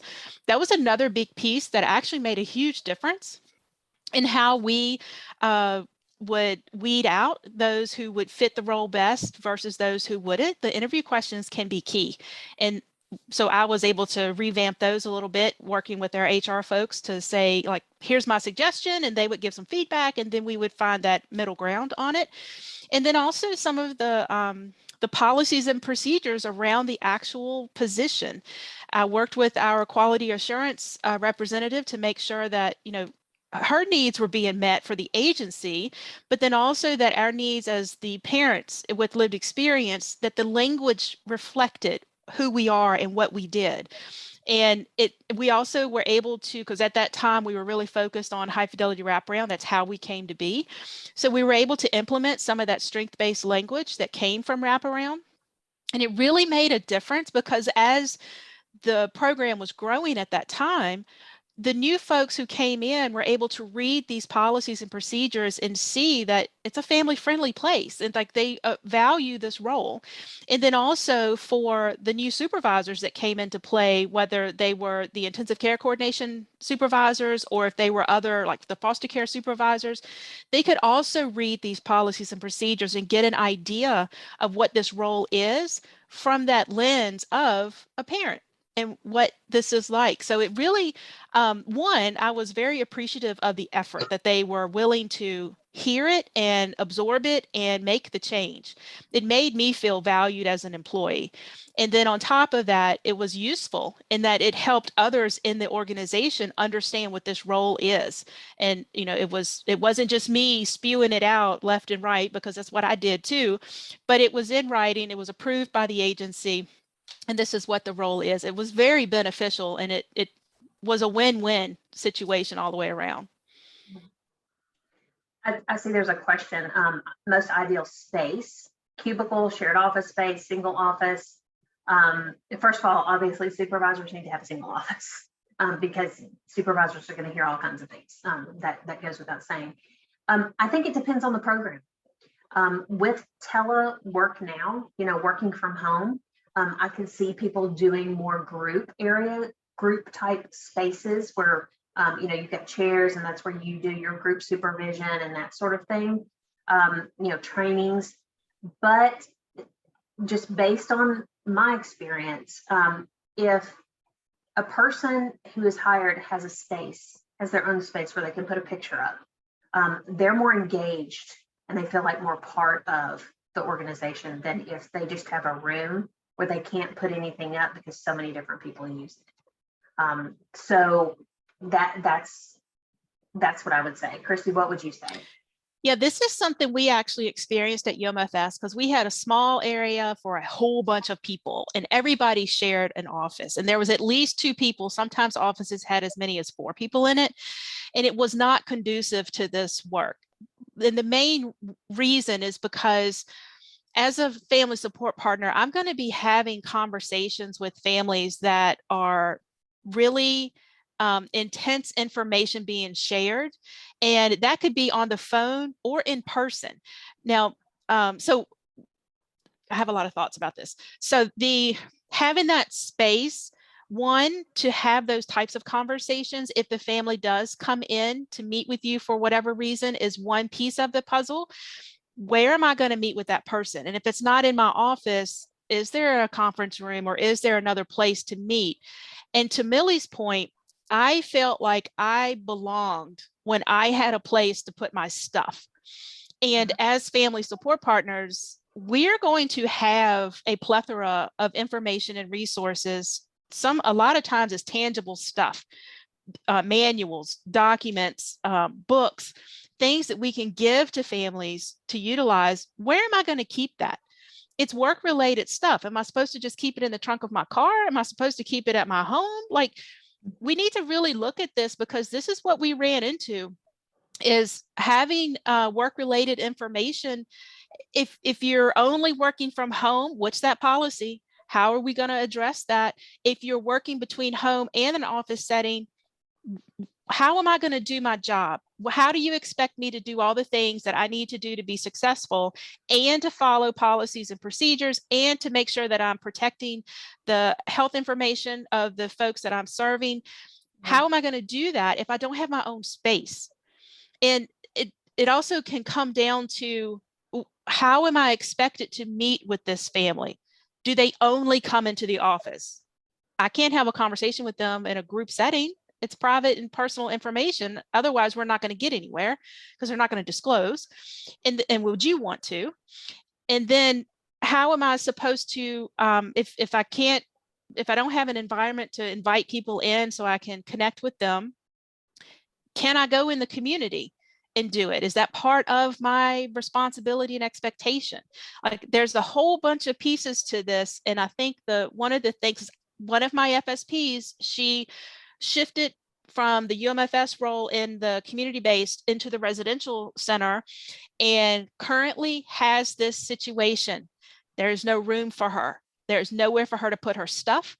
She travels, and when she goes in person to meet with the family, it's in a conference room, or it's in a collaborative meeting with everybody there. So it's not a one-on-one. If she goes to have a phone conversation, all she has is a cubicle.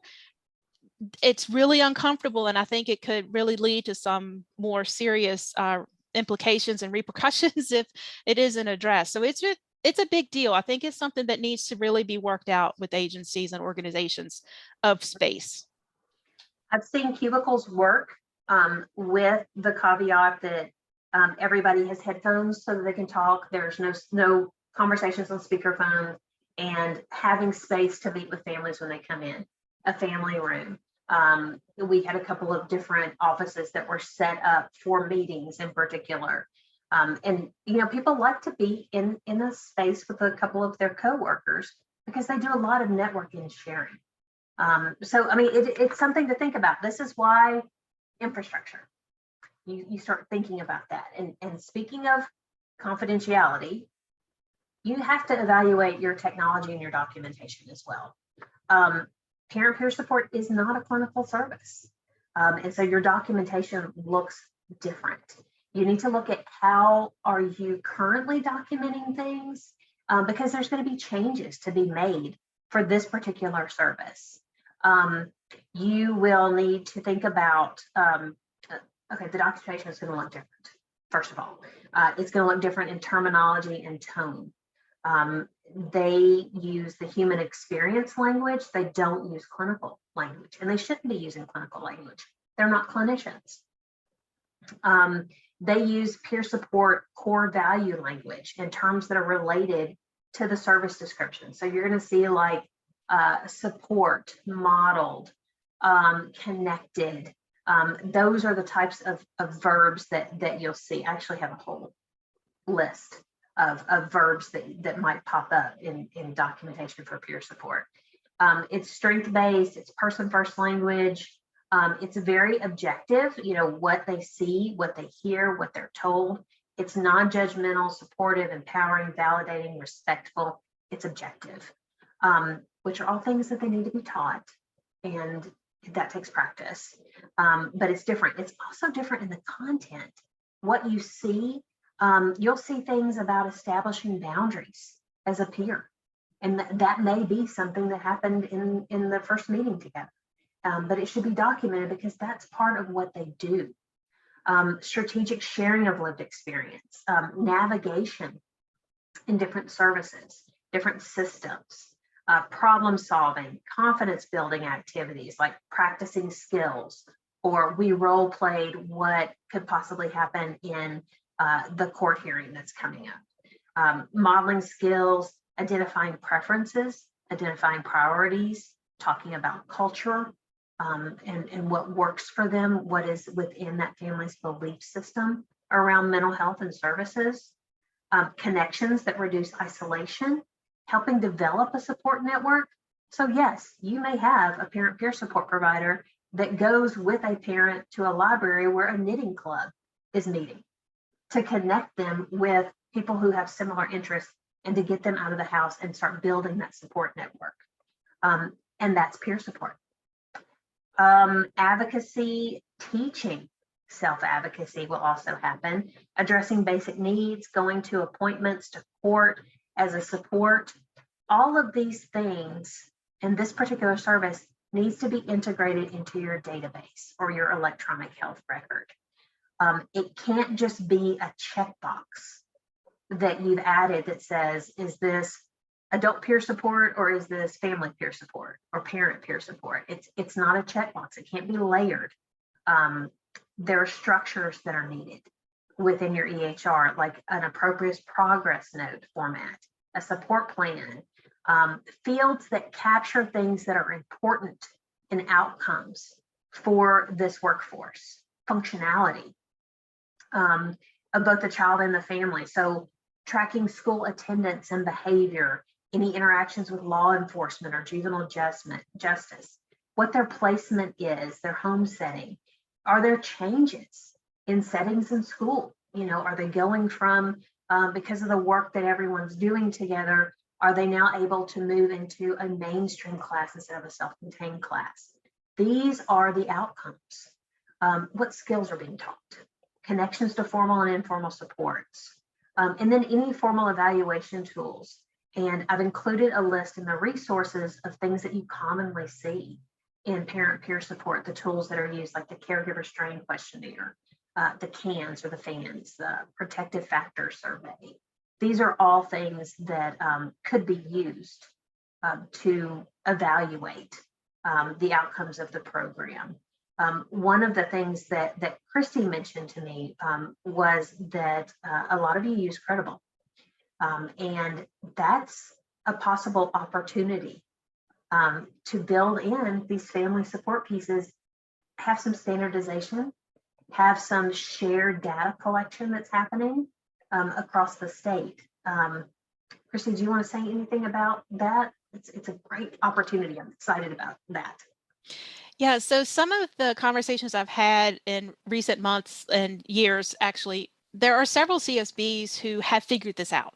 They have made a way for there to be a clinical document report for the individuals that they're serving. And then there's also another option for the peer support side of things. And so that they can document separately, and it could be the same person that's getting two different services within that CSB. And then there's some CSBs who haven't gotten to that point yet. There are some who have struggled with their version of Credible to get that underway. So there's a lot of different places of where folks are with this. And I think if we can get there, if we can figure this out so that there is a way to document the specific peer support stuff that's going on, family support, and then, you know, the whole rest of it, of course, needs to be there. I feel like we can, we'll be somewhere that we will have this have it figured out so that we can be as successful, because the other part of it is the data collection piece. I know that there's also data collection that happens regularly from our electronic health records and databases at our CSBs. And is there a way that we can specify in more detail the family support work that's being done, in addition to the peer recovery specialist stuff that's being done, and eventually one day the youth support, like all of these pieces, making sure that we're capturing that data. So I think if there's folks that have not addressed this yet, or if it's not something that you've considered of how to do it, you can reach out to me and I'll do my best to connect you with folks at CSBs who have done this, to maybe brainstorm with them, or if there's anything else I can do to support that, I will gladly help with that part? I would strongly encourage all of you to think about a work group around this, because you have an opportunity right now. You need to, as part of building your infrastructure, you need to think about data collection now and not later. And if there's a way to standardize that across the state, it is going to put you in the position to expand. So it's just an idea. I've seen that structure work in other states when you have a work group that, and it doesn't mean that everything looks the same, but if you can agree upon some common measures, some common things to collect, it makes a huge difference. And make sure that you're building that into your workflow. It needs to be part of your program structure. And there need to be logical points that you collect or update data. For example, if you're using the caregiver strain questionnaire, because there's research that backs up, if caregiver stress goes down, their ability to maintain children at home goes up, abuse and neglect down. So, I mean, that you want to think about the tool you're using, but if you use that, you'd want to do it as soon as you started working with the family, then midpoint, and then at the end, so that you have some comparison there. The same thing with the cans. You know, as far as making sure the data is updated, you know, update it monthly and have support for that. A supervisor could check that. Build your reports so that it's easy to check. So think about that now, because it will help you in the long run to spend a little bit of time on it before you get started. Let's see. Organizational capacity needs to be developed. That's part of your infrastructure getting ready. Having the internal support and resources needed to effectively manage the program and its activities while being nimble enough to respond when change is necessary, because you're going to need to tweak things. Cristy just talked about how, you know, after doing this for a while, you need to change something. You need to go back and look at something. Did it work? Did it not work? You know, remain curious and remain open to tweaking things as you go. The program should be well integrated into the operations of the organization and have a central position in the org chart. It should not be an outlier. It should not, when I worked at a mental health center, and we were like what we said, the redheaded stepchildren. And this was years and years ago. That's probably not very PC to say now, but we felt like an outlier. And we were like tagged on somewhere down in the org chart. And so we did not feel like we were part of the organization as a whole, you know, and be able to identify with everybody. There should be professional development and growth opportunities available to this team and to these staff. And there should be lead parent staff from the program who is part of a management team or a CQI team, so that you do have, again, that customer perspective, that parent perspective that can actually keep you from spinning your wheels in some areas. If you can, you know, be able to see a problem and address it before it becomes a problem. Organizational systems should be in place to support the various program needs, such as that documentation, your EHR, how you handle HR, how supervision is done. Leadership should be able to effectively articulate the vision of this program internally and externally to other people. That's why that video was actually made. It's used both ways. And efficiently manage staff and other resources. You should have a strategic plan for how this program is going to run and how you're going to sustain it. You know, thinking about funding options. There is funding for different types of peer support in every child serving system. Sometimes it's a support group. Sometimes it's one-on-one peer support. Sometimes it's a training opportunity. Strengthening Families is a wonderful curriculum that child prevention, abuse and neglect prevention programs and monies can be used for. And that takes some work on the front end, because you have to have 4 people doing that program. I think it's like it's either 8 or 11 weeks long, but anyway, it's an excellent one. you need to think about where you can get funding in different ways you could use your FSPs. Expansion to other systems and settings, think about how you can expand into juvenile justice, into child welfare, pediatricians' offices. Can you set up a referral? Can you do a support group for them? There are so many different ways that this could be integrated into the places that families need this type of support. Start with who is your biggest referral? Where does that come from? How can you work with them to build a parent peer support program to support the families they're supporting? You also want to think about expansion of roles for the staff in this workforce. I said a career ladder a minute ago, promotions, new roles that are developed, getting people ready to move into supervision or management roles. There is an organization that I refer to regularly, and they do mainly residential, but it's in California. And they have in their career ladder, if there's a vice president over evaluation, then they have someone who has a degree who's over that. And then they have a lateral parent who also focuses and has been trained and has an interest in and has experience in data collection. So for every management position, there is also a management position that is a parent. And they've been able to do that. You need to think about career ladders. You're going to have what I call diamonds in the rough. You will have these amazing parents that come to this workforce, and they have so many skills, but they may not believe in themselves. We're going to get into more of this tomorrow with professional development. But if you can see something and nurture that, then you'll have someone who can move into a training coordinator role, who can move into being a supervisor, who could be over a respite program. There's so many different things that they can do, but you have to know now that you're not just going to keep them in this little area on your own chart, and think about that now. Cristy, you have anything to add? Because we're about to jump into culture.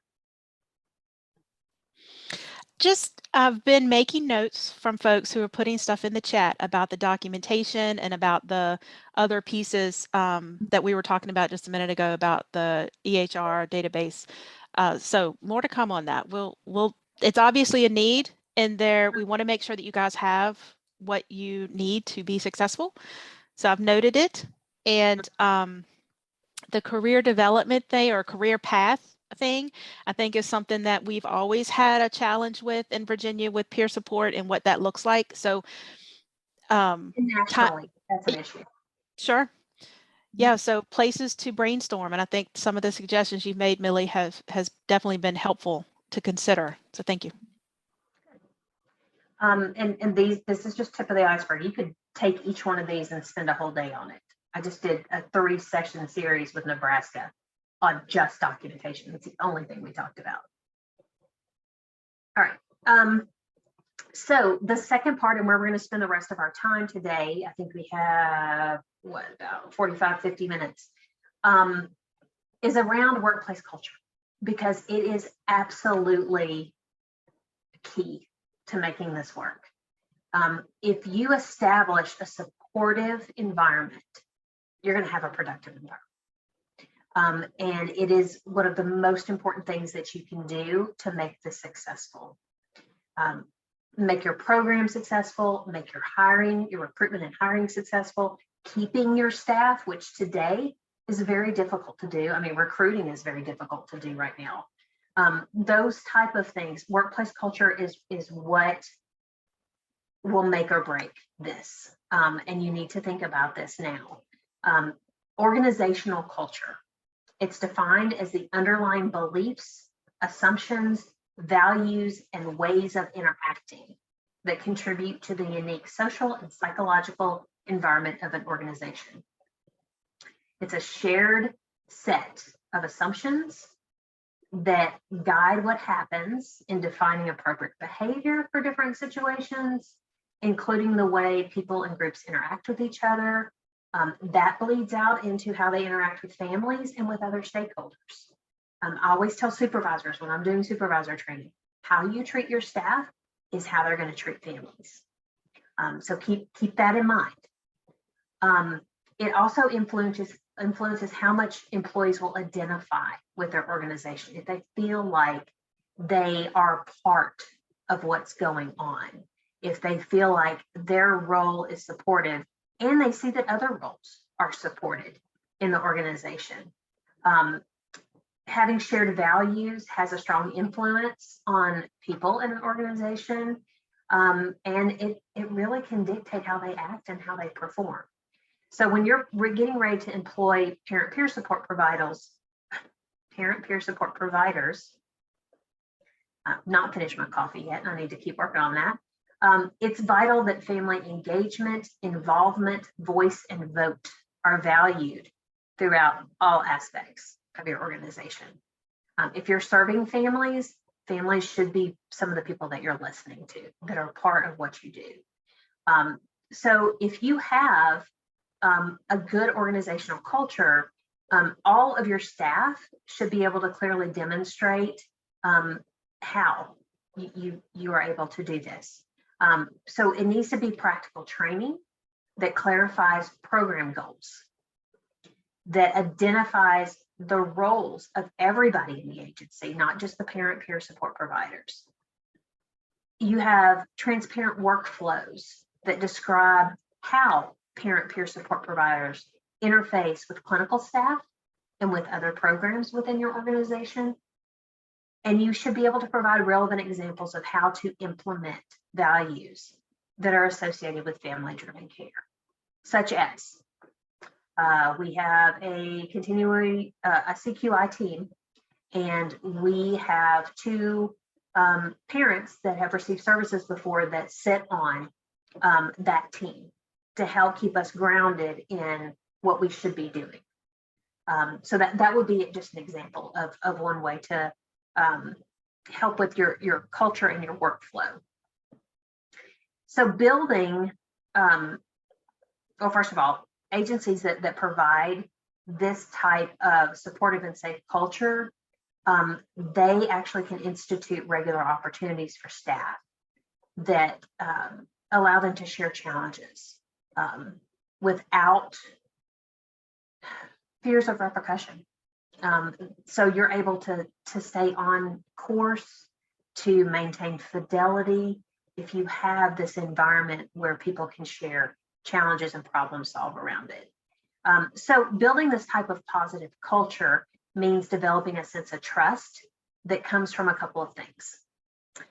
Consistency in policies, procedures, and treatment. Now, fairness means not everyone gets the same thing, but everybody gets what they need, right? But it should be consistent. It also comes from the value system of the organization. It can't just be something you have up on a wall.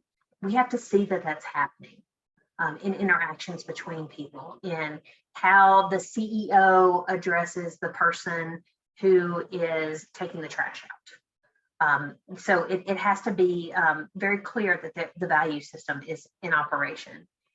The sincerity of staff, regardless of their role, their position, or title, the efforts to form and maintain collaborative relationships, commitment to mission is important. You know, what is your mission statement? Who helped you develop that? And does everybody buy into that? Because you can see that when people are doing work in the community. And there's also a commitment to staff. And that shows up in budgets. That shows up in making sure that everybody has a chance to go to at least one conference a year. It shows in people regularly getting their tech updated so that they're able to put in good documentation. This trust, sense of trust, comes from the connection to a network that supports the mission, the program, and the work of the organization. That means that your organization doesn't stand on its own. It has a network in the community of other organizations and agencies that do things that fill the gaps that you don't do. No one organization can do it all. And you have to build this network in order to fully meet the needs of the children, youth, and families that you do serve. Having such a community provides a chance for staff to grow new skills, and they can support one another as things change and as things evolve.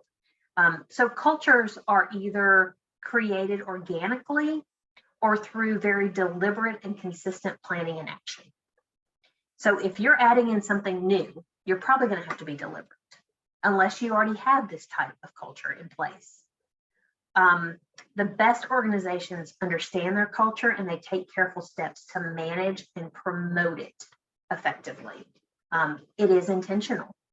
You have to think about it. It has to be something that is addressed regularly so that it becomes the norm and people are comfortable in saying, it doesn't feel right to me. And they know who to talk to about it, and that it will be heard. A lot of you put in there, what do you need as parents? You need to be heard. You need compassion. You need supportive supervision. You need to be taken seriously. So that's what this workplace culture is. It absolutely is important. Are there any comments? And can shape and influence the entire view, beliefs and values? Absolutely. Now, how do you do this? To be intentional, it takes strategies at all different levels within your organization. And so I'm gonna talk about some ways that you can do this, some of these strategies, and then we're gonna do some activities around assessing that. Doing a time check, okay. So let's just start with the parent peer support provider level. Creating a culture means that these things need to be in place. Teamwork and a supportive atmosphere. Supportive in that someone can say, you know, I really don't know what to do about this. Can someone help me with this? Or I don't understand what was said in this particular meeting. Can someone explain that? Where they use each other's strengths, and it's okay to ask questions. It's okay not to know the answer, and it's okay to help each other with those answers. It also means that you are held accountable for what your role is. So if you're not doing something right, you have peers that will say to you, you'll have coworkers that will say, you need to get it together. At the provider level, also an employer that's family driven and respectful of parent input. Remember that main question I asked you before we started this section? Do you believe that parents are part of the solution? That's what it means to be family driven, and that you include parents as part of that solution. An adequate support system and a plan for self-care. I love the wellness rooms. That is such a fantastic idea. Having a wellness plan is also something that you may need for some of your staff. I had a particular staff person who was a parent and also was in recovery herself. And there were days, and we came up with this ahead of time. I knew that she wasn't doing well based on how she looked. She wore a particular sweater that was kind of threadbare, and it kind of looked unkempt, you know, hair not washed, presentable, but not sort of not. And when that happened, we had an agreement just between her and I, supervisor to supervisee, that I could approach her and say, not the best day. And she was able to say, no, not really, or it's getting better. You know, we had a couple of different things that she could say that would then trigger the next step. And I would say, okay, go home, take the day for yourself. And then she had permission to then work on the weekend to make up those hours. So it was the approach, it was the process that we had in place, and it was policies that allowed that flexibility. So at the parent peer support provider level, those are the types of things you need to be able to do. Developmental supervision, we're going to talk more about this tomorrow. But developmental supervision means that supervision is seen as a process that you help someone to grow. As I said before, you will have staff that come in from all walks of life, all types of employment experience, and some with no experience except for that lived experience of navigating and supporting a child and the passion to do this type of work. And so they will make mistakes. They will need to learn. I learned documentation in my master's program. I did not learn that on the job. These folks learn it on the job. And so you have to give them the tools and the opportunities to practice and make mistakes. Developmental approach, meeting them where they are. Okay, that's at the provider level. At the supervisory and management level, there should be an understanding of how parent professionals operate in various systems so that you can constructively channel that passion. You can also help them avoid the pitfalls of using their lived experience. If they're still struggling dealing with the school with their own child, it's probably not a good idea to give them another family to work with who's in that same school right now. So kind of being aware of that, also knowing that someone who has had a child go through the juvenile justice system would be a very good fit for families in that same situation. A parent who just got their kids back after losing them due to drug use and who's in recovery, having a parent peer support provider who also was involved with child welfare or has been in recovery themselves might be a good fit there. So knowing how they can operate in different systems and using that experience, constructively channeling what they want to do. If you have a parent peer support provider who is a really good advocate, and I don't mean like banging on doors type advocate, but able to sit at the table and share perspective and problem solve with people coming from different areas and different roles, then you channel that passion. That's the person that you're going to want to put working on policies, working on advisory groups and work groups, teaching how to do that to other parent peer support providers. So I'm throwing in some examples as we go along. Balancing a dual role. Supervisors are often the authority figure and they tend to be the informal support, but they're not therapists. They are not the therapist.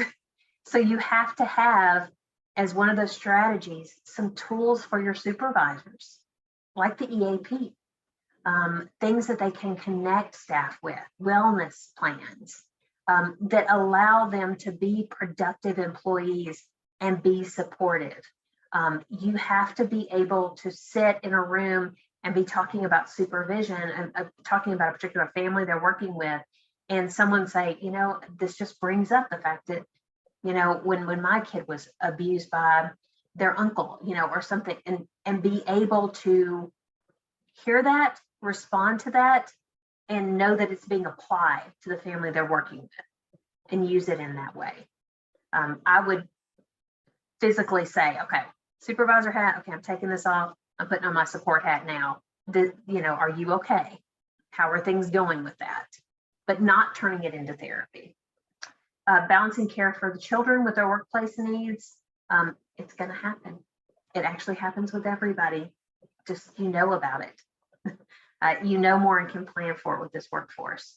So really a supervisor needs to be passionate about a system of care approach, you know, meaning that everybody has a role to play, that it should be family and youth driven, it should be culturally responsive. They need to be passionate about the role of the parent or the caregiver in any kind of treatment at that individual level and also at the policy level, making sure there's parent voice and choice.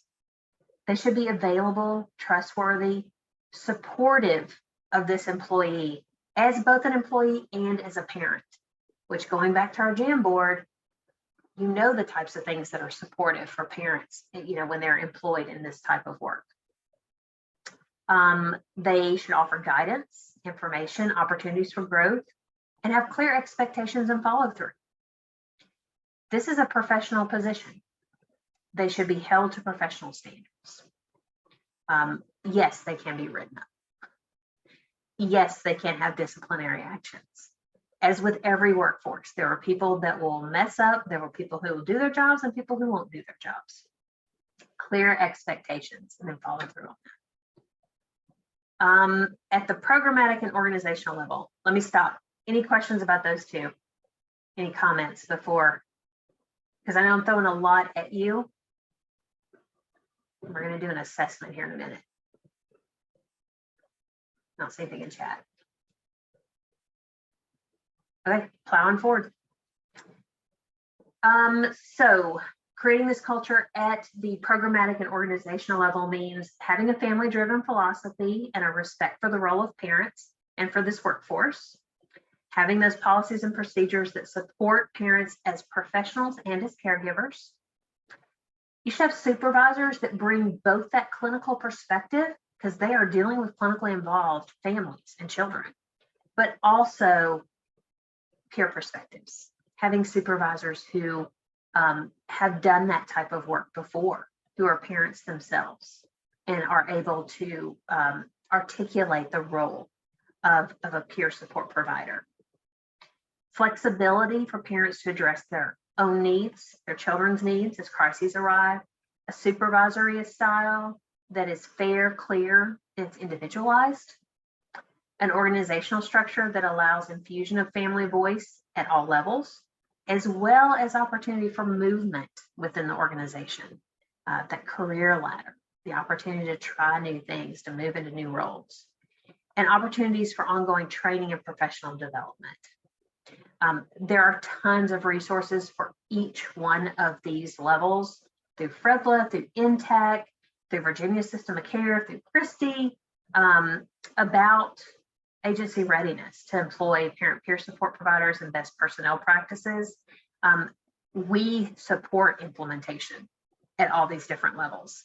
And so I know we're just touching on this today, but for each one of these, please, please, please reach out and use the resources that are available to you so that you can build this foundation that's necessary. Okay, we have an activity that we're going to do. Okay, so in, Elaine, if you wouldn't mind putting in the chat. Yeah, there it is. This is a link to the assessment that you see right here. Now, this is proprietary to FREDLA. And because I like Cristy and I like Virginia, I pulled it from our practice model to use in the training today. It is a workplace culture assessment. So if you would download that, and it's probably in a PDF, so you'll probably need to print it, or I don't think you can fill it out on the screen. But using this worksheet, I want you to take a minute to individually consider the workplace culture in your current organization or in the program if you've got it going. And for each of the strategies that are listed on this worksheet, mark if you or your organization is doing this now, which is the green column, you're implementing this now. If you're doing some element of it, which is the yellow column, so you've got some things going, like most people tend to do some elements of family-driven care. Nobody's perfect on it. Or if it's a strategy that needs to be implemented. So that is in the red column, like you're not doing anything around that now. It's something that you need to consider and look at. So mark those individually right now. I'm going to give you about 5 minutes to do that. And then we're going to go into breakout rooms so that in rooms, you can discuss the strategies and the ideas for those areas that are yellow and red, and take note for yourself about different actions. It's a chance to network and share some strategies. So 5 minutes to fill this out right now.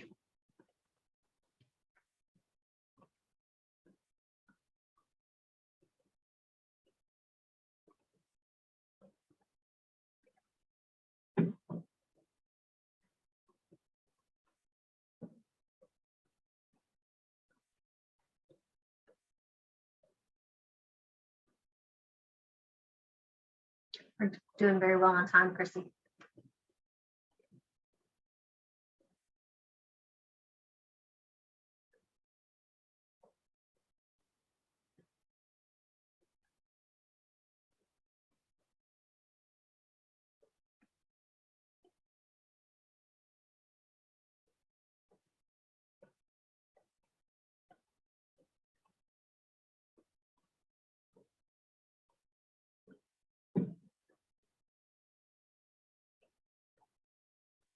No, you can't type in the form, unfortunately. I think it's a PDF. I should have left it in Excel. So what you may need to do is just mark on a piece of paper.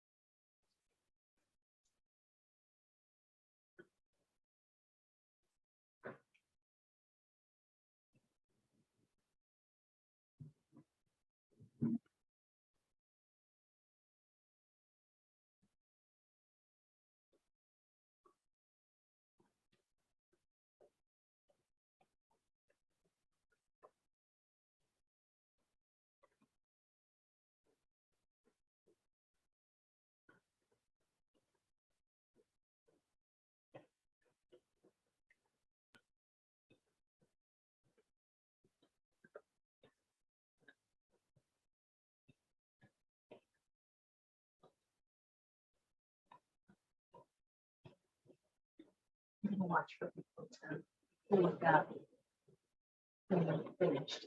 'Cause 5 minutes may be too much and it may not be enough.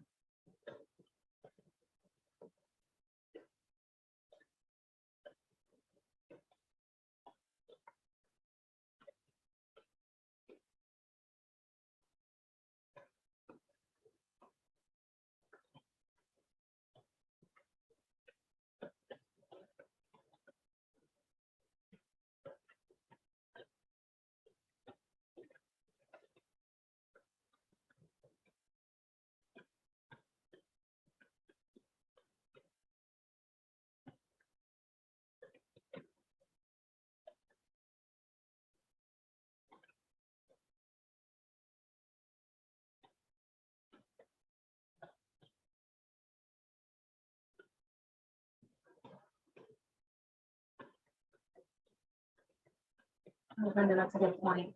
You're a board member. So maybe just think about it in terms of if there's anything you've observed or the way people talk with each other. I mean, the culture of the board does affect the culture of the organization.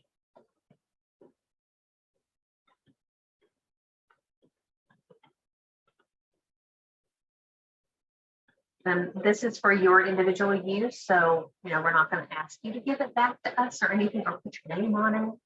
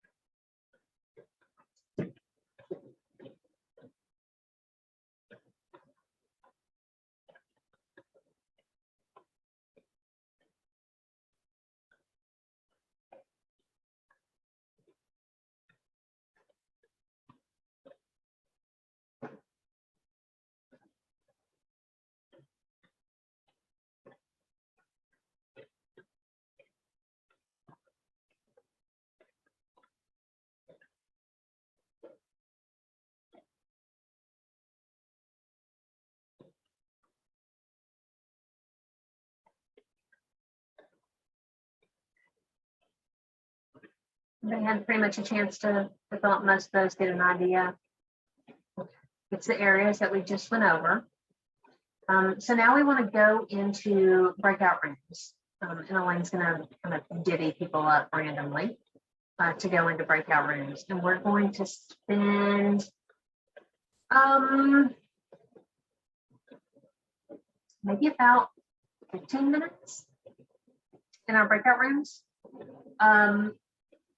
Look through what you have and talk about the areas that are in yellow and particularly in red. Some ideas that you might have about implementing that. Hearing from other people who maybe have marked that area green. You can share some strategies. This is a chance for you to talk with each other and to share some ideas and do some problem solving together. Networking is important. You'll need to continue up this networking as you build these programs. So we're going to go into breakout rooms and then we'll come back in 15 minutes and share any aha moments. All right, I'm opening the breakout rooms now.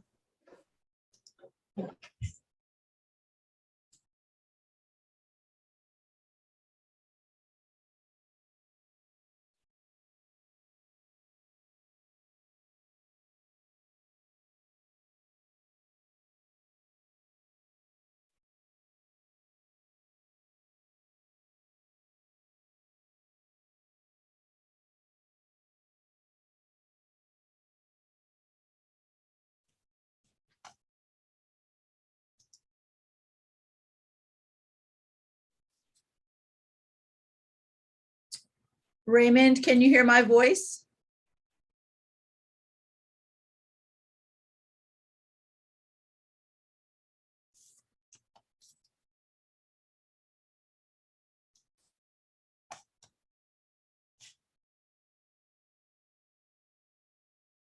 Hello, Marianne. Everyone is in a breakout room. I can send you to one, but what I'm first going to ask you to do, they are discussing the FREDLA, oops, did you hear me say oops?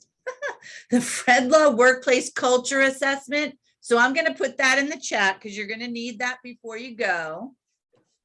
And you can access that. Yes, I accidentally disconnected myself. So right okay. before the breakout room. So you already yes, have, so you already, okay, good. Well, I'm just going to put you in a room then. Okay, great. Thank you.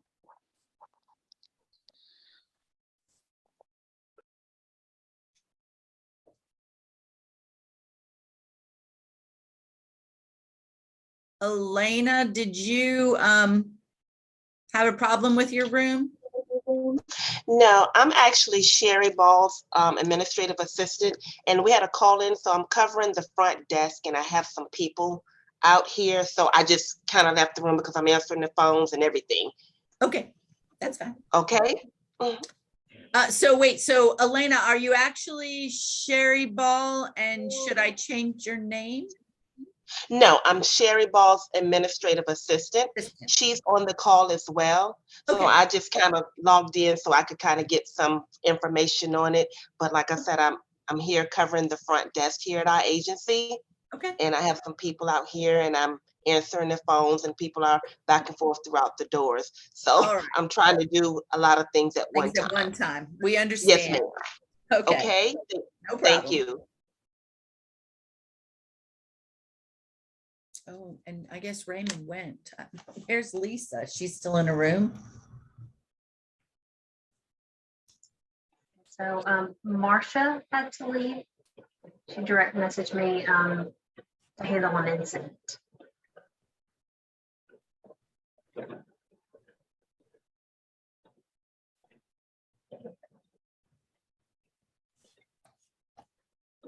Elaine, did you put a timer on the breakout rooms?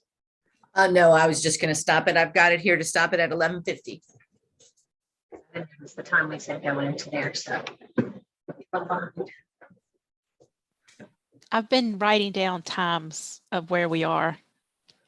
So we are right on point.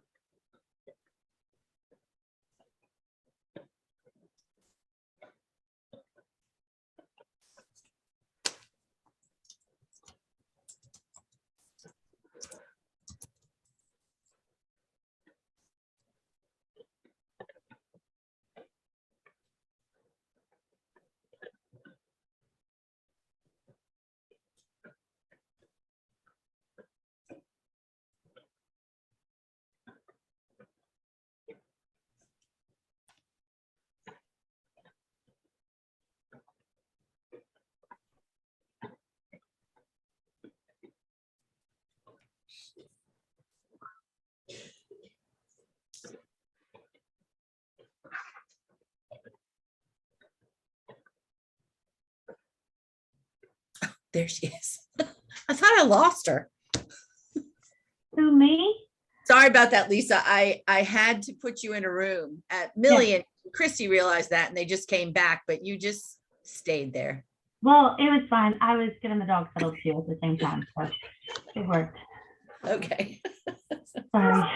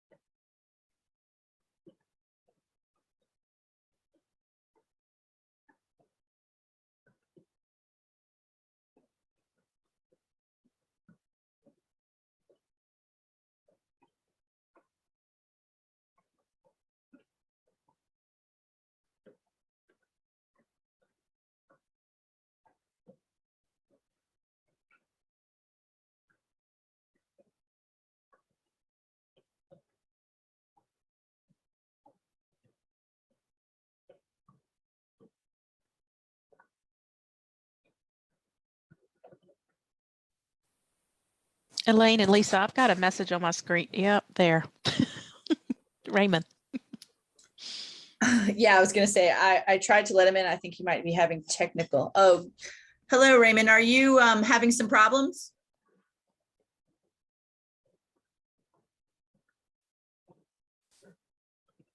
And if you're talking, oh, no, you're trying to connect to audio.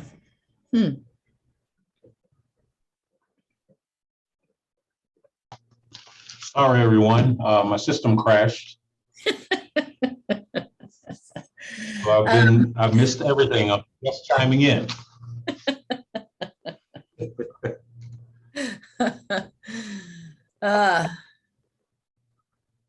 Luckily, it's being recorded. Yes, it is Yes. recorded. So No. did you have the opportunity to pick up the workplace assessment? Yes. Would you like me to just put you in a breakout room so you could join some of the discussion? We still have about 6 minutes. Sure. Okay. All right.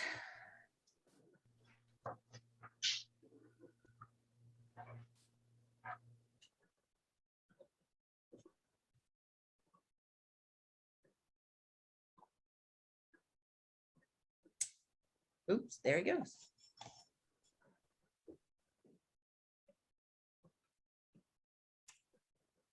Elaine, I'm going to put a link in the chat. We've got our Parent Peer Support Institute coming up next month. That some folks may be interested in. If you wouldn't mind just sharing that whenever it's appropriate. No problem.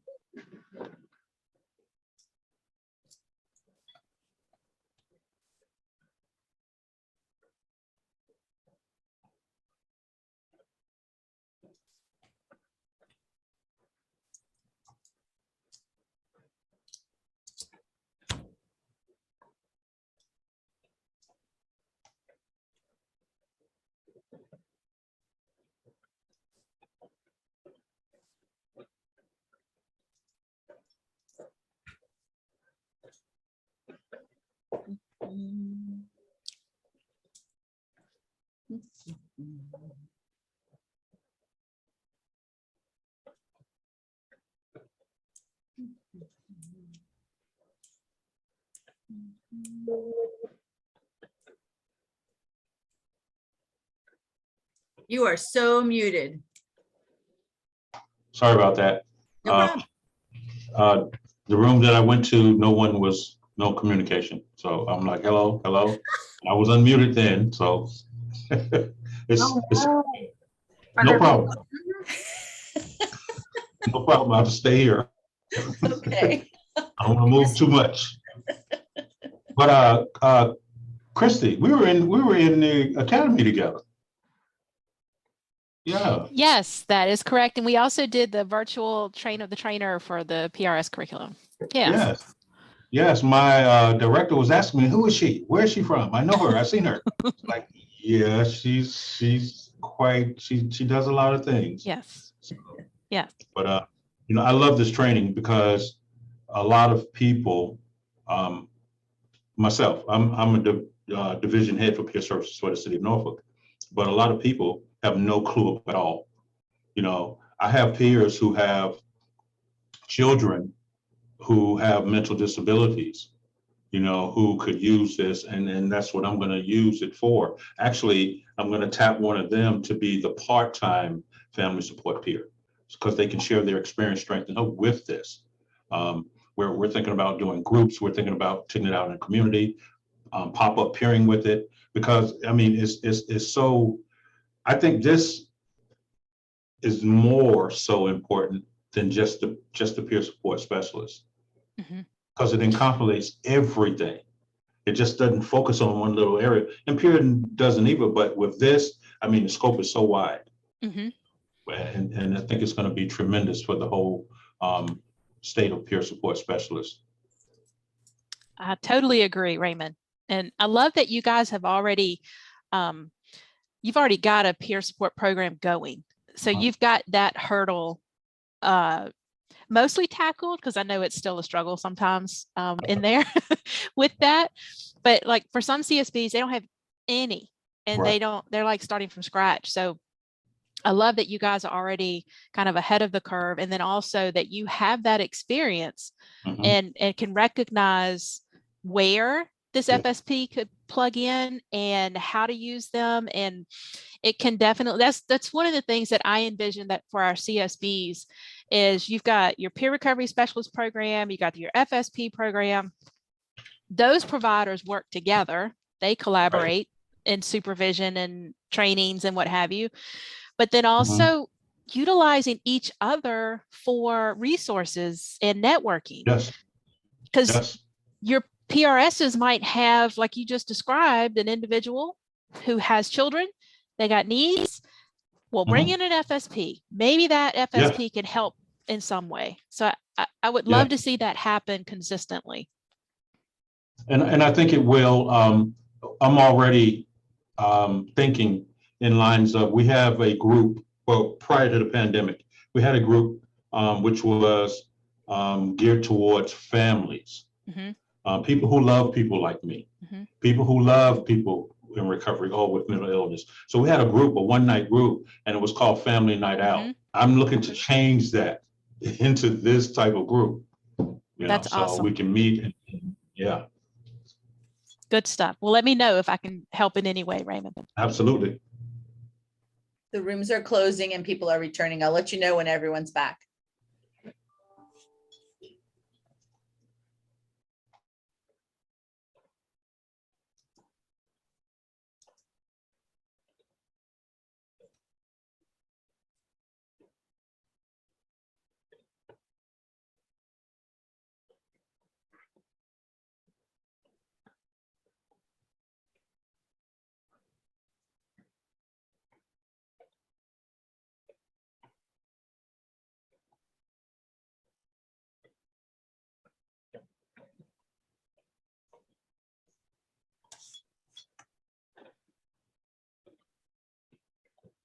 All right, it looks like you got them all back. Awesome. Okay, we just want to take 1 or 2 minutes. Were there any aha moments for you, either from filling out this assessment yourself or from your discussion group? Feel free to put it in the chat or use the raise hand feature or just raise your hand. You can unmute and talk.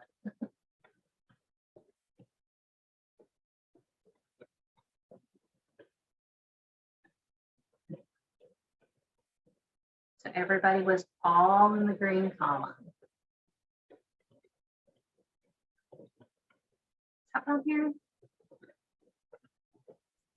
I'll just speak up. In my group, it sounded like, well, one thing that is just the need for, well, everybody, but particularly this role, is the stress and the wellness, taking care of self just in the times that we're in, and having that space is very important. And then also that we talked a little about the piece of leadership, you know, at different levels, not like they do, you know, understand family voice and choice and that thing, but because they're not with it every day, that there's a drift. And what can we do about keeping people educated about the role and the importance of the role and that kind of thing. Okay, good point, Pam. Ruth, you had your hand up. I don't know if it's Ruth or Ruth Ann.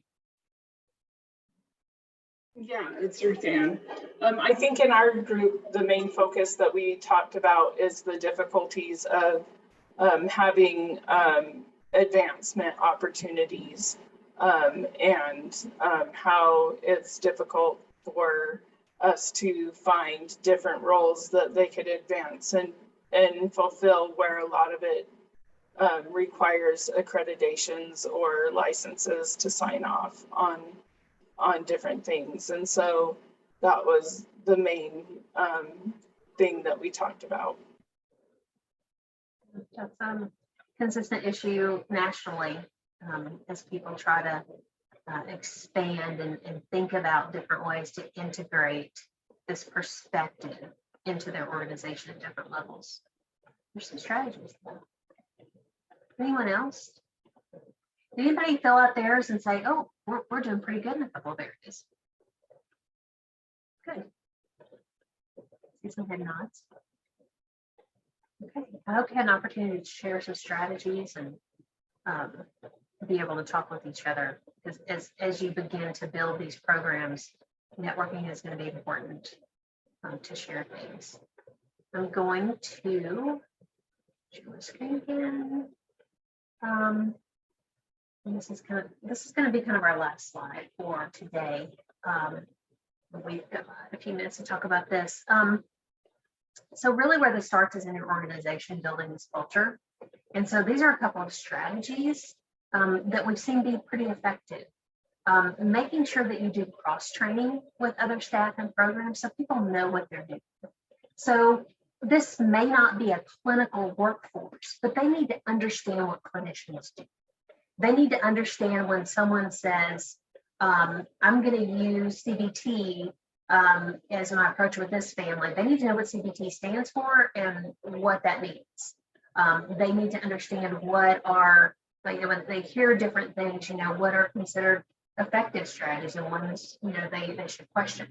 They're not doing the clinical work, but they need to be familiar. The same thing goes with clinicians. They could use with some cross training, even in like an ethics class where you go through scenarios that family support partners face, and it can help clinicians see how there's a difference in handling based on what your role is. You should have team and relationship building opportunities.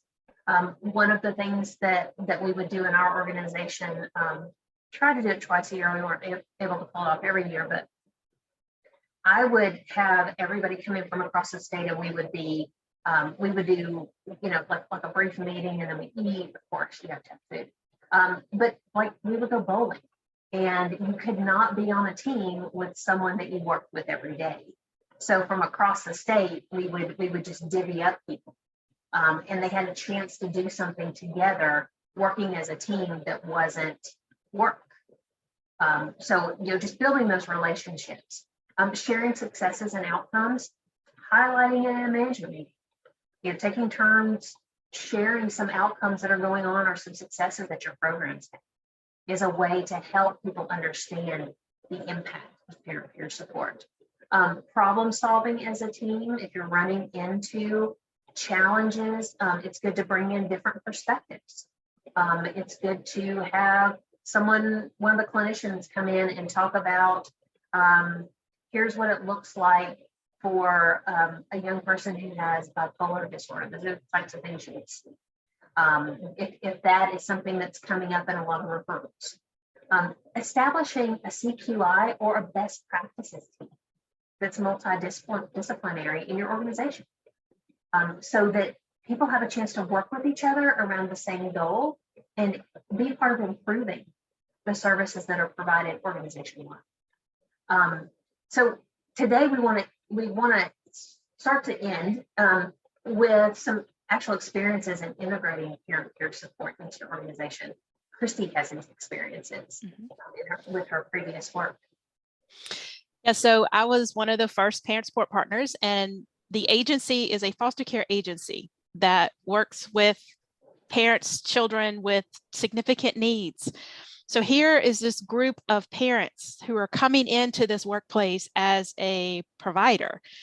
It was not the most pleasant welcome that I had ever experienced in a setting before. My supervisor was phenomenal, and she was the one that helped pave the way for us to be accepted readily in this environment. And some of the strategies that we went through was actual team building exercises where we would come together and we did a personality test. And so not the formal Myers-Briggs, but what type of animal are you? A golden retriever, a lion, a beaver, an otter. So we could learn how to communicate with one another, not only our family support partners, but also the other folks that we were going to be working with on a regular basis. And then we also did supervision together. We would have group supervisions to make sure that, you know, the whole team was coming together and understanding what each other were doing, what was going on. When there was an agency-wide or even just an office-wide meeting or training, the family support partners were included, because like what Millie was referencing, we need to know what's going on too, so that we can have an idea of what our families will be dealing with. And we might be able to give the clinicians some ideas of how to better support that family, or a resource that might be helpful, or a network that they could connect to. So those pieces is how we were able to overcome those barriers of that interaction, because sometimes even in the hallway, we would be ignored because the other folks didn't know who we were. And so we really had to address that so that we would feel accepted in that environment, and that so the other social workers, or these social workers that were there, understood who we were, so they knew that they could actually talk about the kid and family in front of us that they were supporting, because we had that encounter too, where there was a shared office, there was an FSP and a foster care worker, and the foster care worker didn't understand the role. So because that was a parent over there, she kept all of her documents hidden and like upside down, and made sure that nothing could be seen on her desk. And it took some education around that. So it can definitely make a difference. And it became a priority that we had to make sure that folks understood this role. And it started with the supervisor. Yeah, you have to have a champion within your organization who can see the vision. And it needs to come from top down, bottom up, and middle out, every which way that you can. Thank you for sharing that. We are at the end of our time. I think we have hit on a number of things that were on the parking lot list, but we do have another day, because tomorrow we're going to talk about parent peer support program operations, and we have a little bit more time, and we're going to do some more discussion. So I hope everybody's gotten a little bit comfortable with each other today, because we expect you to talk tomorrow, because that's where the learning is going to happen. We're going to go through some strategies and that sort of thing. In the chat, you will see that the resource link has been put in there. So there are lots of different resources, including ones we haven't covered yet. But you have that. You also have the slide deck. And tomorrow we're going to provide another little piece about when we talk about special circumstances, barrier crimes, we're going to talk about background checks. Also in the chat, FREDLA has a Parent Peer Support Institute coming up next month, and there's a link in there if anyone's interested for that. 3 half days of workshops that could be helpful to some of the things that you're doing now. Before we close up, is there anything, any burning question that needs to be asked or burning statement to be made before we release you into the wild for the rest of the day?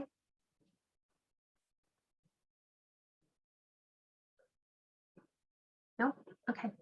I hope you found the first day helpful. I know it's a lot, but we don't have enough time. Cristy and I could keep you guys for weeks and do this because we're both very passionate about it. But we will see you again in the morning.